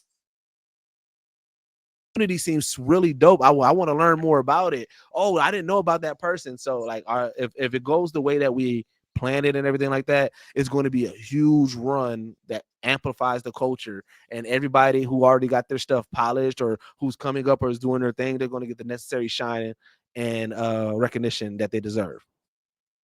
Hey, that's dope, man. And I've been waiting for this for a couple years now, but I'm just like, man, I'm excited to see the footage that you guys got, and I'm hoping that it definitely, amplifies the culture, because I know that's the goal. I definitely, can't wait to see what little nuggets are in there, and I've always been ready for this, because I know that you guys have been doing dope work, so I'm definitely ready to see it. And hopefully I'll be able to show it to some of my friends and some of the people who I know are just discovering their blur, their geekdom, so that way, they can see, what we have always known, within this community. And I for what you do for the community, man, I think it's just is really, really big. And it's not just, you're keeping it humble. It's not a focus on y'all, it's a focus on the community at large. And I think that's what's really, really important. So, if no one else has told you this, of course, thank you for all the work that you've been doing right thus far. And I can't wait to see what you guys have in store for the community. No, I appreciate that, man. I really do. You know what I'm saying? And again, that's one of the things, like I said, when I was going through, as I'm going through therapy and trying to find things to kind of help keep pushing and everything like that, it is words from the culture that helps out. Where it's like I said, when I said you got to remember to smell the flowers as you're going and everything like that, right? Because we us as humans, we always in general we do want, we want recognition, we want love, but we also want to we want to serve a purpose and everything like that, right? Right. And it's we can easily succumb to, I don't know what the term that I'm looking for, but it's like comparison, right? We're looking at somebody like, dang, they get in love for that. We doing this over here too. How come we can't get that same type of love and everything like that? So, a moment of vulnerability is like, when I first got the WatchMojo gig, I was like, "Ooh, this is gonna be dope," because I'm like one of the first black narrators. I'm the first American black narrator, so I'm like, "Oh, this is gonna be fire" and everything like that. And it's just like, what I'm saying. So I'm dropping my list, I'm dropping my promo for it and everything. Then I'm like, damn, man. I'm not seeing the comments, I'm not seeing the retweets, I'm not seeing the posts, and I'm just like, damn, is anybody even seeing it? You know what I'm saying? And then of course, because I'm black and racism is still alive, in the comments, yeah, I'll see other people, what I'm saying, like, yeah, well, who is this? Oh, why y'all bringing slang to WatchMojo? Why y'all bringing this urban speak to WatchMojo? Right now, granted, WatchMojo and the team, they got my back 100%. So I got no issue over there. But it's like when I'm seeing that and I'm seeing less of the amplification, what I'm saying, I get in my head. But then I talk to people within the culture, right? So I may not see nobody just randomly post it, but when I talk to people of the culture, they are having that moment with me, telling me, their appreciation of it. And it's like, I gotta remember, it is more than just seeing what's on these screens, more than what's seeing this on these phones. And I'll tell you a dope moment for me last year at DreamCon, and this is what really kind of helped me out with my mental state of just like trying to always compare myself to the next, because I've been fortunate enough to be around some of the next, is that like you think about your impact a lot on this culture, and you look for instant gratification when you don't need that. It's like there's more to that. Sometimes it's just knowing that you're doing something that's adding to the growth of something. And when I was at DreamCon last year, and I was coming down the escalator, and this is the first time this ever happened to me in life, right? Because I'm thinking, like, say, this community is big, okay, like this community is super big, right? And sometimes we know each other, but that sometimes we know each other's ats. Sometimes you got that little small picture sometimes, so we might not recognize each other, right? So in my head, at DreamCon, that's home field, right? So anybody that meet me at DreamCon, I'm expecting you probably heard me in the space or something like that. We probably follow each other. We meet. So it's like, I'm not looking at it as like, oh shit, this is fan. I'm like we fam. That's how I look at it. Like, what I'm saying? We all one and the same.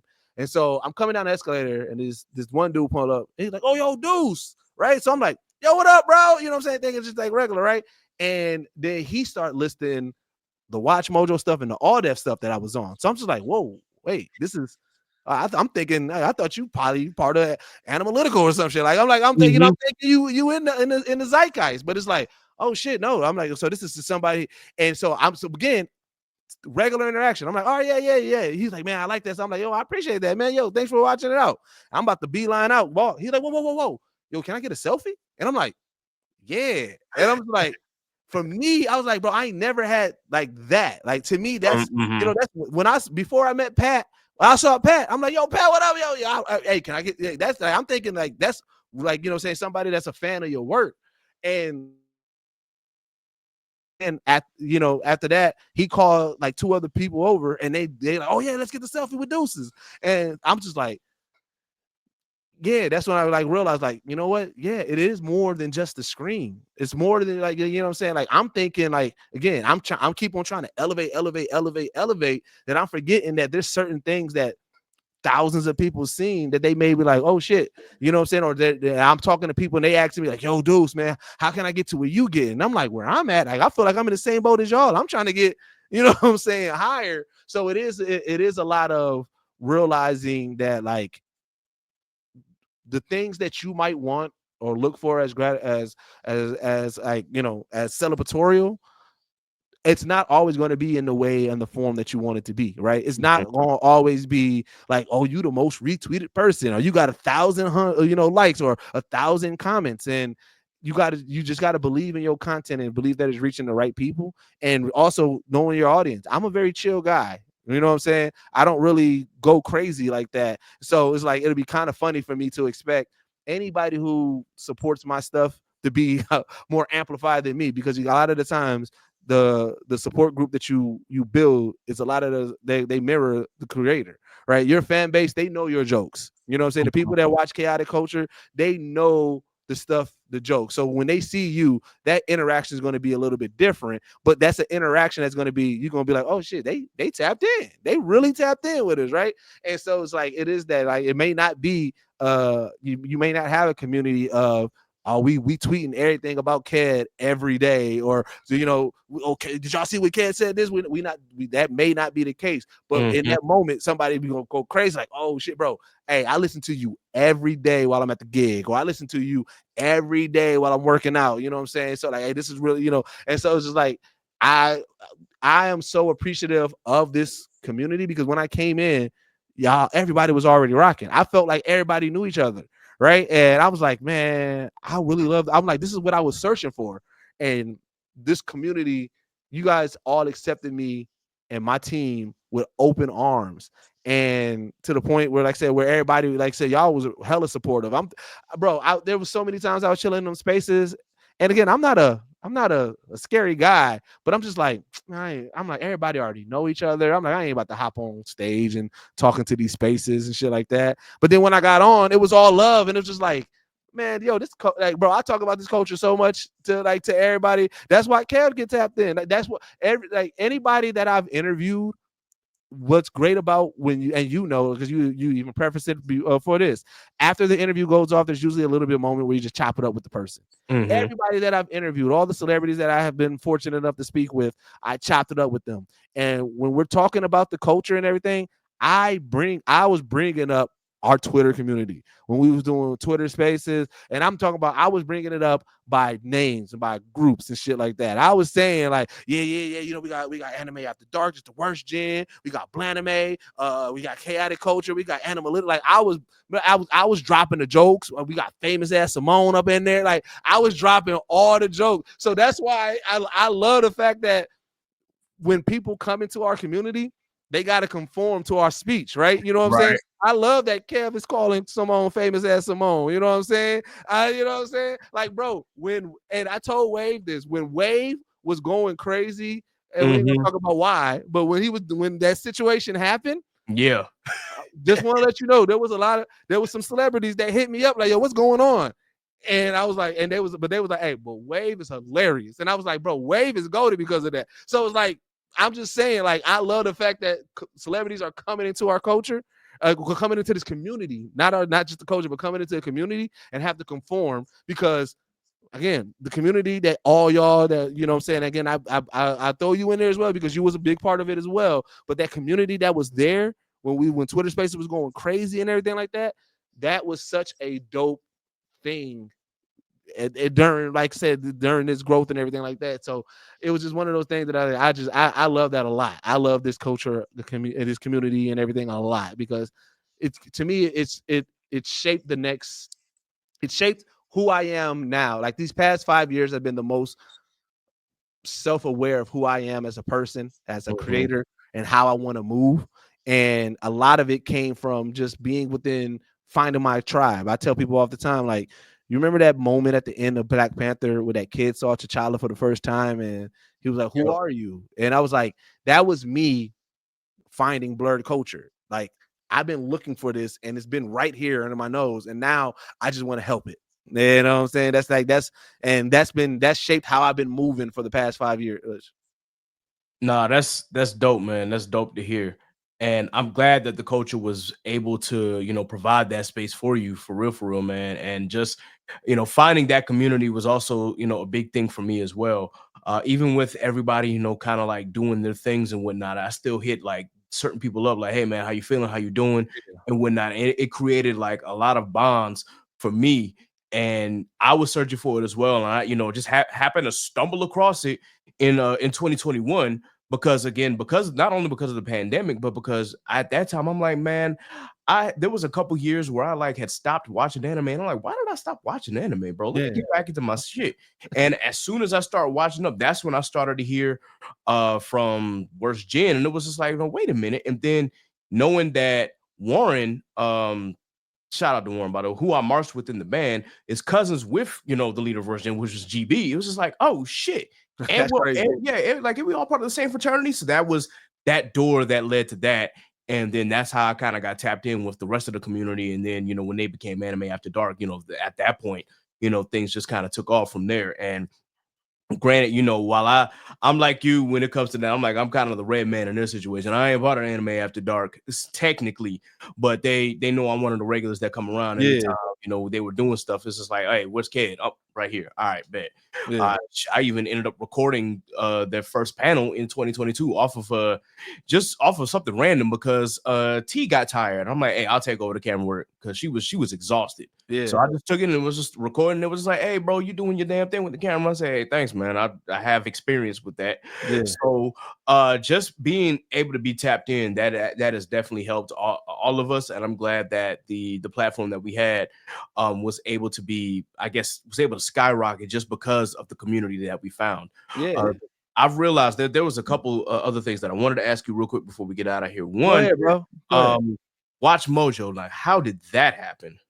Bro, so and this is why I tell people, like, yo, don't ever get in your head about what you can do. So I'm a person, I wouldn't say that I believe in manifestation, but I do put things out in the world just to be like, I gotta say it or I gotta put it out there, right? And at one point in life, I don't remember when. Well, no, I do remember when, because I gotta say there was early 2021, and I said, you know, I got some things that I want to cross off on my bucket list. And I was like, you know what I'm saying? I want to do a video breakdown with Screen Crush. You know what I'm saying, about, you know, a movie or something like that. I want to do a WatchMojo list. I want to do X, Y, and Z. I want to freestyle on Sway's Universe. Like, I just had this list, a bucket list of things that I wanted to do, right? And then out of nowhere, Rebecca Brayton, the WatchMojo lady herself, DM me and was like, I can help you out with one of those. And I was like, oh shit, right? So then she sent me this list. Well, first she asked me, like, what things are you into? I'm like, DC, Marvel, comic books, anime, things like that. And she was like, all right, I'm gonna send you this Batman animated series list. I was like, all right, cool. So I did the list, sent it, thinking it's a one-time thing. And where I was like, well, if it's a one-time thing, then I'm gonna be me, right? So I got a lot of energy and everything like that. And I mean, I love WatchMojo, but, like, you know what I'm saying, a lot of them, they got that very narrated speech. Welcome to WatchMojo. This is such and such, right? So I was like, if it's a one-time thing, let me spice it up, right? So I came in full deuces. Welcome to WatchMojo. Did my whole thing and everything like that. They put the list out and everything. And then, like, 2 days after that, she was like, hey, she's like, that was really good, way better than we expected. She's like, I don't know, did you want to do this one time? Or she's like, because if you would like, we would like to bring you on as a narrator. And I was like, bet. I was like, no, I would love to do this thing, right? Because I was like, you know what I'm saying, and one thing that I do after every comic book, anything that's inspired by a graphic novel or a comic book or anything of that nature, and they put a movie out. When I finish that movie, I watch Screen Crush breakdown. I go watch WatchMojo's breakdown. Like, I watch these things. So I'm like, I'm so familiar with the platform. I'm like, yes, I would love to be on WatchMojo. And yeah, so I got that, like, from probably, I want to say, May. And then they were sending me all these lists. We was going through them. We was doing them and everything, onboarding. And that was the longest 3 months ever, because I think that year DreamCon was in July. And I already knew, but I couldn't tell anybody. I couldn't tell nobody that was part of it. And so in the beginning of August, because that was my birthday. I'm a Leo. My birthday's in August. Beginning of August, they dropped my first list of that year. And that was the first time that I got on stage, Anime After Dark, because I was like, no, I need the culture to know this. I need the community to know that we got a black guy over here on WatchMojo. and then here we are. I'm about to hit my 300th episode soon. So yeah. Hey, that's dope to hear, man. And once again, man, I appreciate you for all that you do. And again, congrats on just being a part of the WatchMojo crew. Yeah, I follow that pro platform. Excuse me, goodness gracious, I'm all over my words. But I follow that platform very closely as well. And I watch some of the lists, and some of the lists I'll be like, okay, that's a decent listen. And others I'm just like, really, WatchMojo? That's what you came up with? Okay. But it's like that, bro. I always, you know, sometimes they'll send me a list and I look at it. I'm like, bro, you like, it is funny because, like, you know, I look at I'll still look at some of the other people's lists, right? And like they'll send, you know what I'm saying? They'll send one of the other people a list and they'll be like, top 10 shows that get hated on that you love, right? And then they'll send me a list and they'll be like, top 10 Disney movies that are the worst. And I'm like, y'all about to get me ate up in these comments, man. Like, I already know. I was like, y'all got me shitting on people's childhood, but I love it because it's all fun and games, and they allow me to also improvise. So one of the things that, like, you know, I do my research when I interview people, and I was interviewing Phil Lamar, so I was doing my research and I stumbled across this interview with Samuel L. Jackson, and he was talking about his approach when he does voice acting. He was like, I always read it how it is on the paper. No matter what the case is, I'm gonna read it how it is on the paper. He was like, but I'm so in tune in who I am as an actor that I tell the director, let me do one for me. And I said, and I guarantee you're gonna like it my way. And that's when we get those iconic Samuel L. Jackson takes, right? So a lot of the time, like I said, I'll do, like, if I get moved by, you know what I'm saying, the script or the list that they give me, I'll improvise on some of the things. I'll read it how it is on there, but then I'll do an alt just to improvise. And I like that they'll add it in there. You know what I'm saying? They'll allow it in there because I'm like, they give me that freedom to kind of be me and add that things to it and everything like that. But then also because, you know, we know, like I said, they do mass lists that, like, sometimes they'll send me 4 or 5 lists within a week. And like I said, it's kind of like on a production line. They got a writer, they got an editor, they got things like that. And I just remember, like it said, it's funny moments. So it doesn't bother me because, like I said, obviously you got those pronunciation, you know, teachers that be in the comments like, oh, I can't believe he said it this way, or I can't believe he said it that way. There's only one that I actually like that I'm embarrassed by, but it's hilarious. But I was like, how did nobody catch this? The word was catastrophe. It was in there. It was catastrophe. I don't know. And sometimes you just get in the moment of just like, I'm very Ron Burgundy-ish when I'm reading a list. So I'm just reading, then I'll read it, and I'll put my flair in it. But sometimes I mix the context, right? And because they, like, the way that the script writers write on WatchMojo, I feel like sometimes they like, what's the hardest way to say this word? And then want to make this, like, I'm gonna say it this way. Like, they be heavily into the thesaurus. So sometimes I'm in my head thinking 3 steps ahead, like, oh yeah, they probably gonna throw in a word that I never heard of or anything like that. So the word was catastrophe. I've said catastrophe a million times. I've seen catastrophe a million times, but as I wrote it, I said a catastrophe, and they left it in there.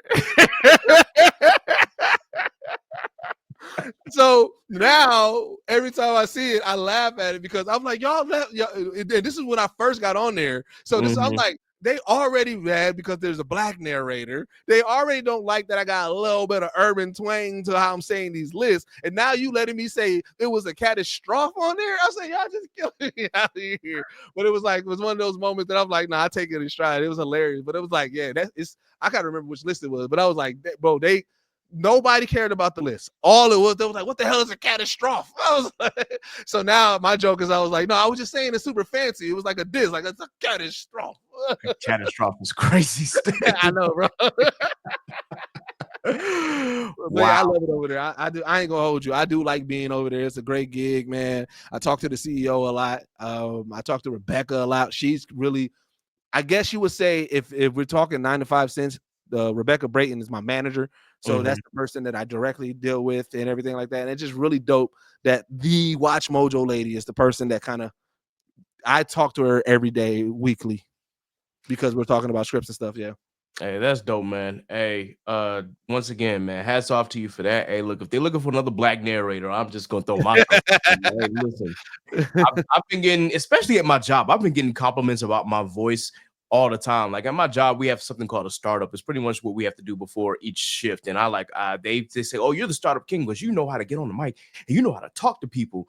And I'm just like, yeah, but at the same time, like, I just want to like go and do my work and just be done with it. Y'all, okay, fine. You know, I'll go up and talk.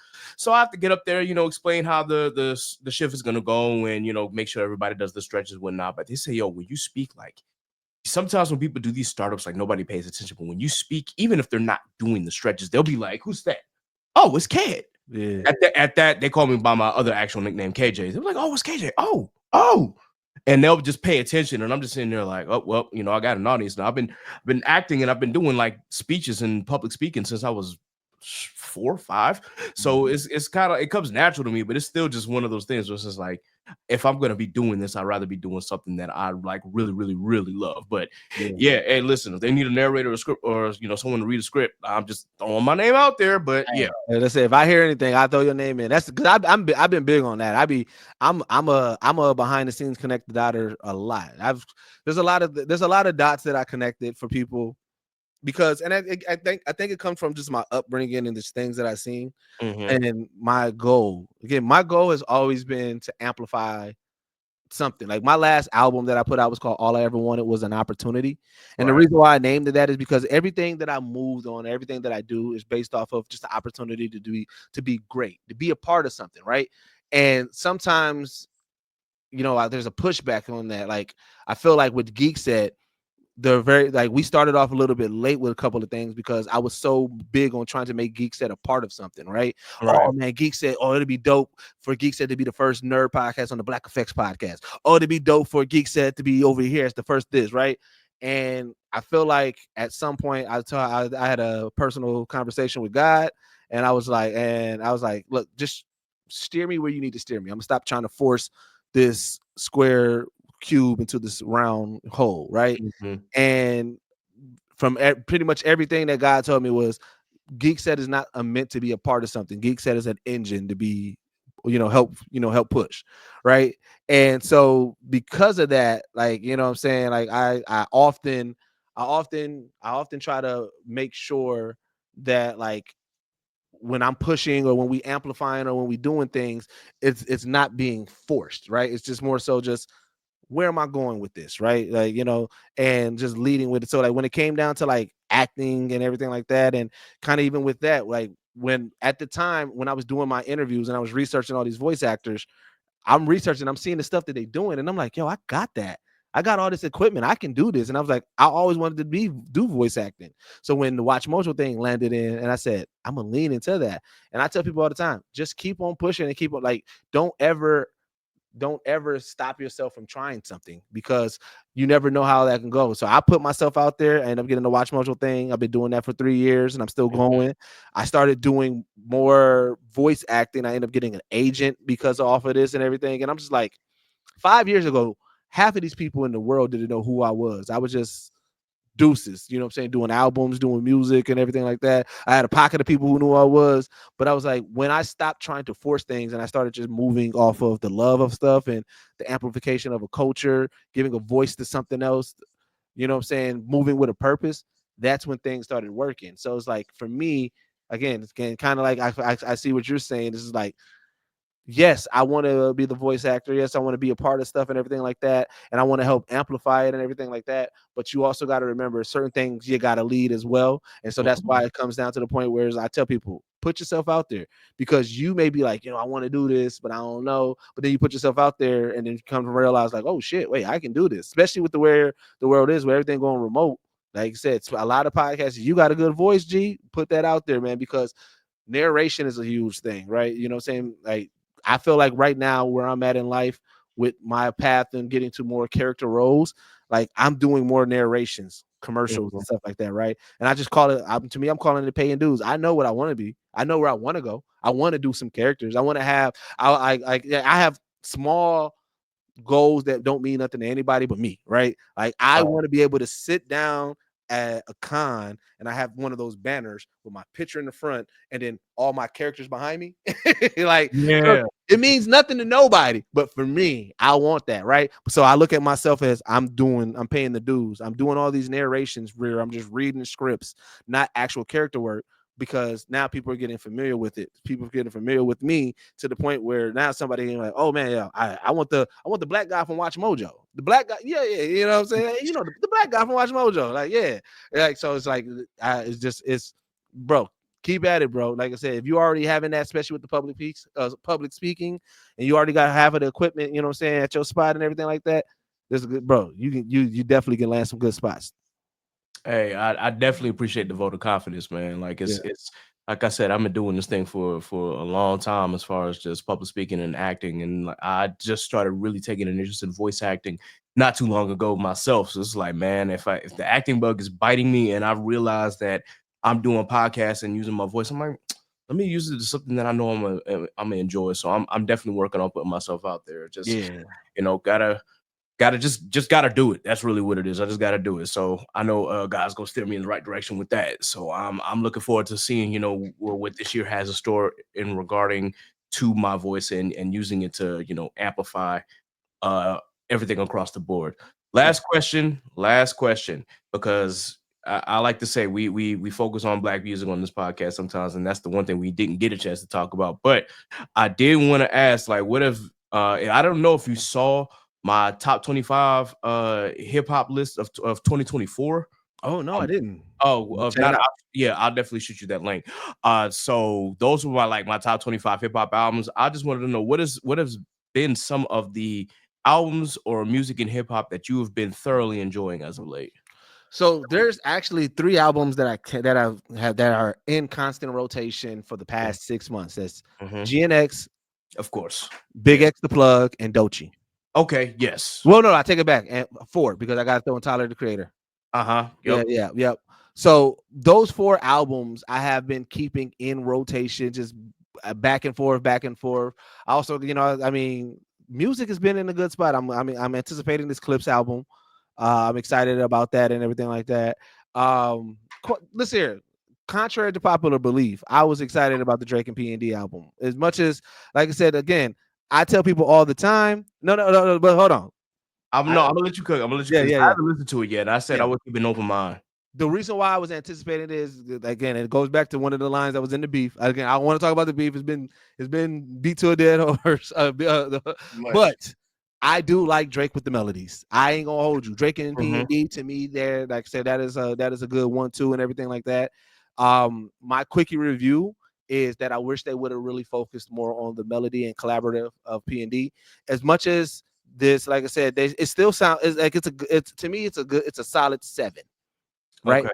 It's a solid 7, and the only reason is that they didn't push the narrative, they didn't change anything. If you heard a P&D Drake collab, you got pretty much more of the same. But the only issue that I have with this album is that it feels so much Drake spearheaded, and it doesn't feel as collaborative with Drake and P&D. I feel like it could have been more P&D involvement in the creation of it and everything. So that's my only critique of it. But I've been having a lot of fun with even just the stands. I mean, it's hard not to engage with the stands. But I was like, the craziest aspect that I've seen, and this was out of genuine. This wasn't even me trying to take a dig at Drake or anything like that. But this was out of genuine. I said, I only see male Drake fans talking about this album. There's been a very serious lack of women for an album that's geared towards women. Exactly. Talking about this album. And when I put that post, I made a post on Blue Sky. So I'm fully converted. I've been a Blue Skyer. I've been skating out in the streets. I put that post, and the women, they agreed wholeheartedly. I mean, I right now I think the post is at, I want to say, like 120 something quotes of women saying why they do not like this album. And so it's funny because I took a couple of screenshots. I put it on Facebook. Now Facebook people trying to call me a hater of Drake. I'm like, fam, I'm just telling y'all what the women's saying. I put it out on Twitter. Got a little bit of traction. But it was like, I'm just saying, if this album is for women, why aren't any of the women defending this album as hard as the Drake stands? But again, I'm fair. The Kendrick stands are also annoying as well. But I was like, I like to have conversation with people who can have a conversation. Like I said, you can choose Drake or you can choose Kendrick. I definitely chose Kendrick on the win. But I was like, I can have a conversation with a Drake fan. I hate having a conversation with Drake stands, because to me, I've been fair, but we was out in New York when the disses dropped. So I'm like, I remember that I was there with y'all when y'all was like, bro, I don't know what Doc gonna do. There's no way Kendrick's gonna come back after this. Like, he don't even drop like that. And when he dropped, I was there when Not Like Us took over the club and people was in New York playing it. So when people started saying bots, and I'm like, bro, I was outside. I was here. I seen the impact. And so that's why I'm like, I can't have conversations with Drake stands, because I'm like, y'all make it seem like there's nothing in this whole battle, not one move that Dot made was a good move. And I can't have a conversation with Dot fans because I'm like, y'all acting like every diss Drake put out was bad. Like Drake put out some good disses, but Kendrick just put out better disses. So I was like, to me, stands I can't have conversations with. Fans I can. And I'm okay if you are a fan with Drake and you think Drake won. I'm okay with that. But let's not act like Dot didn't do what he did. And then as Dot fans, we cannot act like Drake is like there's no aspect of Drake that's enjoyable. Like so it's like, Yeah, my whole opinion of that, because I didn't want to like dive too deep on the beef stuff anymore, because we've talked about it ad nauseum at this point. Right. But for me, it's just like, I consider myself like I'm not a deep Kendrick stan. Like I'm a big Kendrick fan, but I'm not gonna sit here and deny like Drake not being great at what he does and what he's done. Right. Now have I had issues with Drake since Scorpion? Yes, I will admit that. Like anything before Scorpion, I'm cool. Even Views I warmed up to, because Views, it took me a long time to warm up to. Yeah. Even Views, I'm like, okay, you know what? I can give that like a solid B. And I'll be all right. But anything like after Scorpion, because Scorpion was kind of like the turning point for me. It's just like, yo, I've not been inspired by anything Drake has said. Anything that he says just feels like, filler music for the most part. But I'm still giving him his props because he still knows how to make a hit. And even when this came out, I said that, Push-Ups was a good diss. The only thing I didn't like about it was the fact that, one, you put out that AI shit first and then you cleaned it up and put it out again. That was like, you're trying to test the waters to see if this will hit or not. That's a little suspect. The Taylor Made, I didn't like at all. I'm not even gonna hold you. But the Family Matters, I thought, yo, this is crazy. Like, he's got some allegations out there. Yeah. I was not even gonna come out. We were recording Show Go High when that shit happened. Right. And I'm sitting here like, yo, I was watching the video while everybody was yapping, and then they finally saw that Drake had dropped. So then we all listened to it again. And then it was, matter of fact, it was Wave. Wave was just like, yo, Kendrick just dropped. I'm like, what, bro, what? And when we saw Meet the Grams and we listened to it live on the pod, all of us were just like, holy shit, bro. We was in New York. We was in line for the club listening to Family Matters. Right? We get in the club, we listening to Meet the Grams. Then we going crazy over Meet the Grams. And then 30 minutes later, the DJ like, I'm about to play that new Kendrick. We like, y'all about to play Meet the Grams in the club? And then we hear Not Like, we like, what is going on? Like, wait a minute. And I was at a frat meeting when Not Like Us dropped. I'm sitting here, I'm taking notes, and I got Kendrick's Twitter like on my notifications. I saw that notification lit up and it said Not Like Us. I was like, this nigga dropped again. What the fuck? I'm like, yo, I'm in a meeting right now. So I had to wait till the meeting was up. I went in my car. I'm like, man, I because I wanted to react to it. I'm like, no, I gotta listen. And I'm sitting here in the car like, this shit is a fucking bop. Oh shit. Yeah. This man Kendrick said, oh, y'all don't think I can make bops? Bet I'm gonna show y'all. Right. And that's what I'm saying. And then, like I said, and then my biggest issue with Drake, and this will be the last thing I say right now, has just been how he reacted to everything. Because I'm like, man, you baited everything. You told him to follow through. I was like, everything has been self-inflicted. I'm like, I get it that you lost, but you taking this loss so bad and you amplifying it, and now it's making you look very, very bad in the public. I just haven't been liking how he's been moving. But again, like I said, I can. That's why I said I can. Like I said, I can have a conversation with a fan. I can't have a conversation with a stan because they are irrational. It's like you. Like, bro, so music, like I said, Doechii, Kendrick, Big X the Plug, and Tyler the Creator. And then, like I said, I still have my regulars in rotation. Like, I love hip hop to the core, man. Like I said, there's so much stuff. So I've been, like I said, but I still got I listen to a lot of Nipsey. You know what I'm saying? He's one of my favorite. I constantly run back Nipsey. But again, I love all of it. Being from the Midwest, we're kind of like a gumbo pot. We can appreciate everybody, right? So I'll listen to some Nipsey, but then I throw on some Dolphin Key Glock, you know what I'm saying? And then, I throw on some J-Rock, you know what I'm saying? Or, I come back up, you know what I'm saying, to the Midwest, and I throw on some classic Twista or some Do or Die or some Bone Thugs and Army. Like, I'm a person that I have music that I listen to for certain scenarios. I create playlists for like, if I'm driving, this is what I'm gonna listen to. If I'm editing, you know what I'm saying, I need some background music while I'm editing. I've been listening to this music. You know, if I'm cleaning, I'm listening to this music. So I just love music everywhere. That's my one medium. I often ask people the question, if you had to get rid of any form of entertainment and only had to stick with one, what's the one you'll stick with? Me is music. I can't imagine a world without music. Me either, to be honest. And I always say that acting is my first love, but then I look back and I'm like, bro, without music, I don't know where I would be right now. So you know, that's something that I have to always consider whenever I think about questions like that. And music has been such a big part of my life, you know, from my mom, you know, being a choir directress, my cousin being the actual director of the choirs that I was a part of, and just having music involved in my life, you know, having a brother that's 10 years older than me. So, you know, when when my mom or when my dad introduced me to old school, Nick was right there to introduce me to hip hop. I'm a 90s baby, he's 80s baby. So I would be hearing, you know, from the classics to the golden age of hip hop in the 90s. And then, of course, I grew up on the 2000s. So, like, I can appreciate all forms of music. I'm not just like some of the people back home who only listen to a certain style of rap. I'm like, no, right, same everything, bro. Like, I can listen to the conscious shit and then go to the party shit and then go to the, you know, trap. Like, there's some trap that I'm just kind of like, all right, yeah, that's a little much.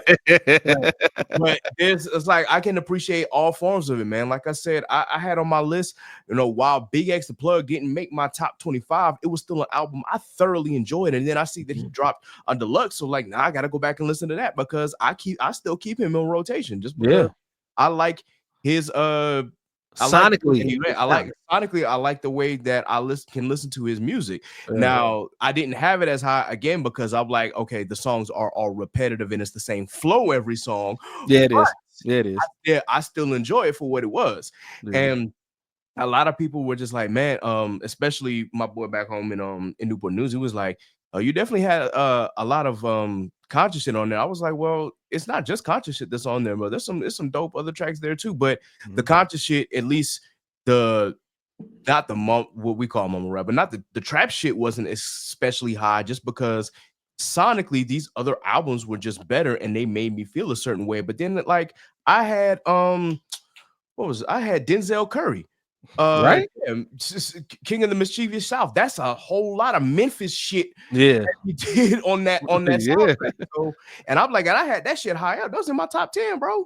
Yeah. What you mean? Like I enjoy all forms of hip hop. So it's great to hear, you know, someone who appreciates that as well. And like I said, Dochi's still been in rotation. GNX has still been in rotation for me.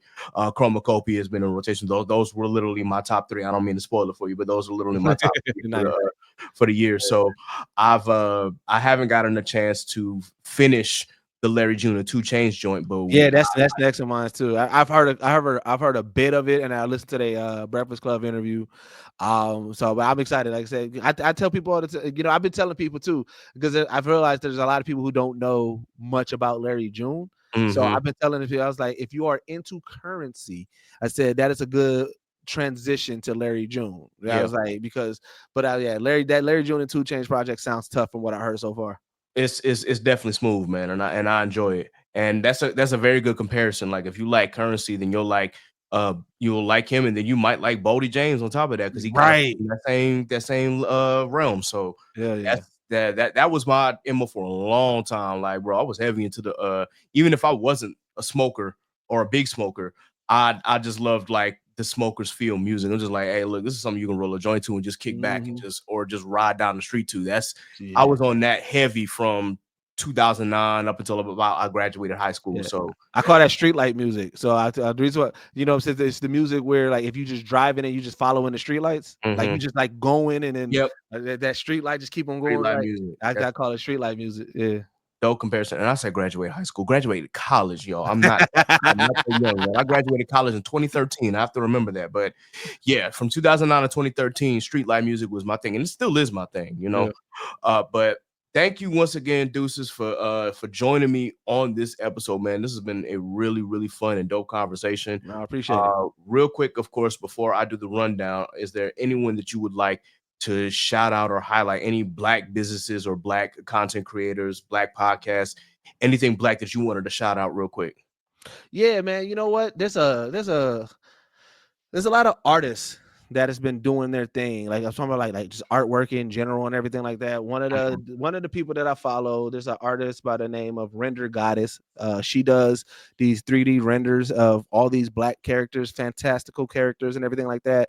She does amazing work. Carl Jones got his animation studio, but he's still dropping a lot of stuff over there. He does a Okay. lot of amazing work. Big shout out to Um, Carl Jones, Ant man. Piper, like I said, for those I don't know if people have been up to date on what he's been working on, but Ant Piper, he put out a series called Trill League a while ago, and it was kind of like a Justice League, but like for black people and everything like that. And then 50 Cent ended up picking it up, and it kind of been in development for a while, but he's back to dropping new stuff to kind of, and I think he put up an update on there. So that was fire. Because like I said, that Trill League series is really dope. We have a copy somewhere here at Geekset Studios. And then lastly, my guy David Crownson, he got the Harriet Tubman Demon Slayer, that book that he put out. And that's getting developed into a series as well. So you see a black artist, man, make sure you support them, man. With AI and the way that AI is going out right now, man, the art community is definitely in need of support, because a lot of companies are choosing AI over actual artists, especially digital artists, and we need to make sure that we amplify our people before AI gets too out of control. For sure. I understand that AI is going to be inevitable. My hope is that AI ends up getting some sanctions, so that way people within the art community, they can also, like, their work is not getting stolen. They're getting paid licenses and everything to fuel the AI engine. But until Mhm. then, just make sure, like I said, even if it's just a like, a retweet, a follow or anything, but you see that black artist, follow that black artist, purchase something, support in any way. For sure, man. Hey, we appreciate the shout outs here and thank you for getting us hip. For those who don't know those artists and those content creators, please be sure that y'all pay attention to them. They're doing great things out here in the community. And as he said, yeah, AI, that's a podcast topic that we got Yes, to it talk about is. soon. So with that in mind, guys, we're getting ready to do the rundown here. This is where we shout out all of the podcasts, all of the authors, content creators, artists, and businesses that have either come onto this platform or have supported this platform. Of course, we always got to start with Inside the Mind of a Blur. You already know that's the other gang I'm a part of. Yeah. Also, shout out to Shogo High. We've been on quite a bit of a hiatus. We're back in the lab again, so hopefully we'll be coming out with stuff soon.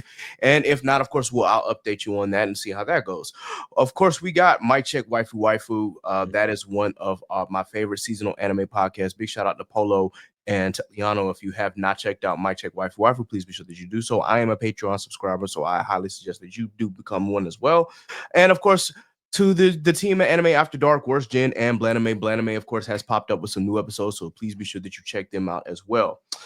Truth and Transparency podcast with Brother X, the culture scientist, and Mr. Smith. Dad needs to talk with Rob, the father of Vash. Analytical, where shit gets critical. Of course, Geekset podcast. Y'all already know what time it is. Anime Junkies, Three Weaves in a Podcast. We have Those Anime Girls, The Commute, and Black Geek Energy. For our Black authors, big shout out to Kay Renee and big shout out to Elena Graham. Our content creators, we've got Off Black Mag with Aaron, HBCU Anime with Evan. We've got Cerberus Entertainment. We've got Tatted Poodle, The Geechee Gamer. Those are all streamers. Definitely shout out to Shelby with Simply Janine, Simply Baked and Rose Less Traveled. We've got Strange Keith, of course. Big shout out to Toasty Marshmallow and shout out to the Corner Five. That's Simone, Courtney, Fi, Chris, and Shan. Big shout out to y'all. And to Blurred Mind Productions with our very own Scuba Steve and, of course, our boy Alpha. For our Black artists, big shout out to NASA, Scoozy, Jack Union, Phil.me, Ellis Quinn, RJ Stackhouse, Quarter, Tyrone Leak Jr., who, of course, has created the songs for Chaotic Culture. Big shout out to Ari Lachelle, who is actually a part of the Recording Academy. Thank you for your votes. Hey. Thank you for the work that you've been putting in. We appreciate you, Ari, and continue to make great music. Big shout out to Zach Hans and Fortresses. Once again, shout out to Elena. Yes, she is an author as well as a singer.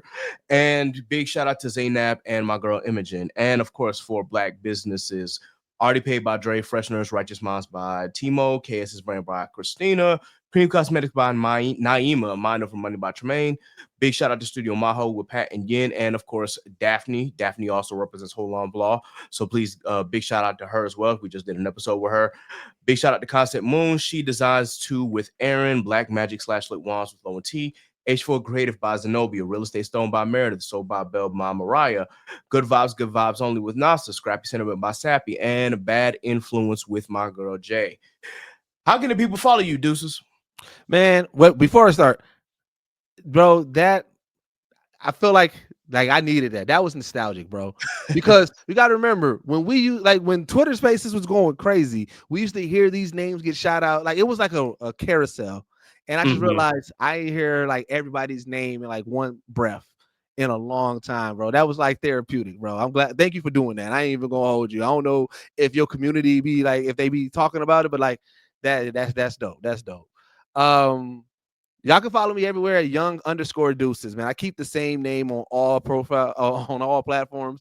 Generally, when a new platform comes out, I go grab it up just to make sure that nobody grabs the handle. So I keep it, but it's Young_DEUCES, not DUE, DEUCES. Or you can follow me at geeksetpodcast.com, or you can go to youngdeuces.com. I am working more on putting me as a solo person out there, right? So as far as voice acting, as far as narrating, as far as my music, just ways to support my acting and just see more. If you want to just more streamline what's going on with Deuces, you can go to youngdeuces.com and check out everything that I got going on over there. Sounds good, man. Sounds good. And for everybody else, once again, please be sure that you like, share, and subscribe to the Chaotic Culture Podcast on your favorite DSP. Be sure that you subscribe to the Patreon for early access to the podcast and bonus episodes to the podcast. Once again, you can subscribe at any of the 4 levels listed, whether it be $3, $5, $7, or $10. Once again, we still appreciate your support. You can follow our Facebook page at Chaotic Culture Podcast. Please be sure that you follow us on YouTube, like the video, subscribe, hit that notification bell. We're getting more views on YouTube than we are on any other platform, but I just got to throw that out there. But still, also, you can follow us on IG and Threads at Chaotic Culture Pod. You can follow us on Blue Sky at chaoticculture.bsky.social. And you can follow us on the Cooked app, formerly known as Twitter, at Chaotic Culture 1. You can follow me, Ked the Pro, on all social media. Of course, you can follow Miss Sappy at Scraps14 on all social media. You can follow Miss Nasa and I'm Nakaso on all social media. You can follow my boy Law at L.JR_96 on Instagram and Law96_ on Twitter. You can follow Scuba Steve on all social media, Scuba Steve 1428. And of course, you can follow Jay at Jaylee Trey on all social media. And this has been another edition of the Chaotic Culture Podcast. So once again, thank you, Young Deuces, for pulling up, man, and giving us a great episode. Anytime. Until next time, folks, as always, remember, embrace the culture, chaos rules, be blessed, be safe, God is love, and we are out of here. Deuces. So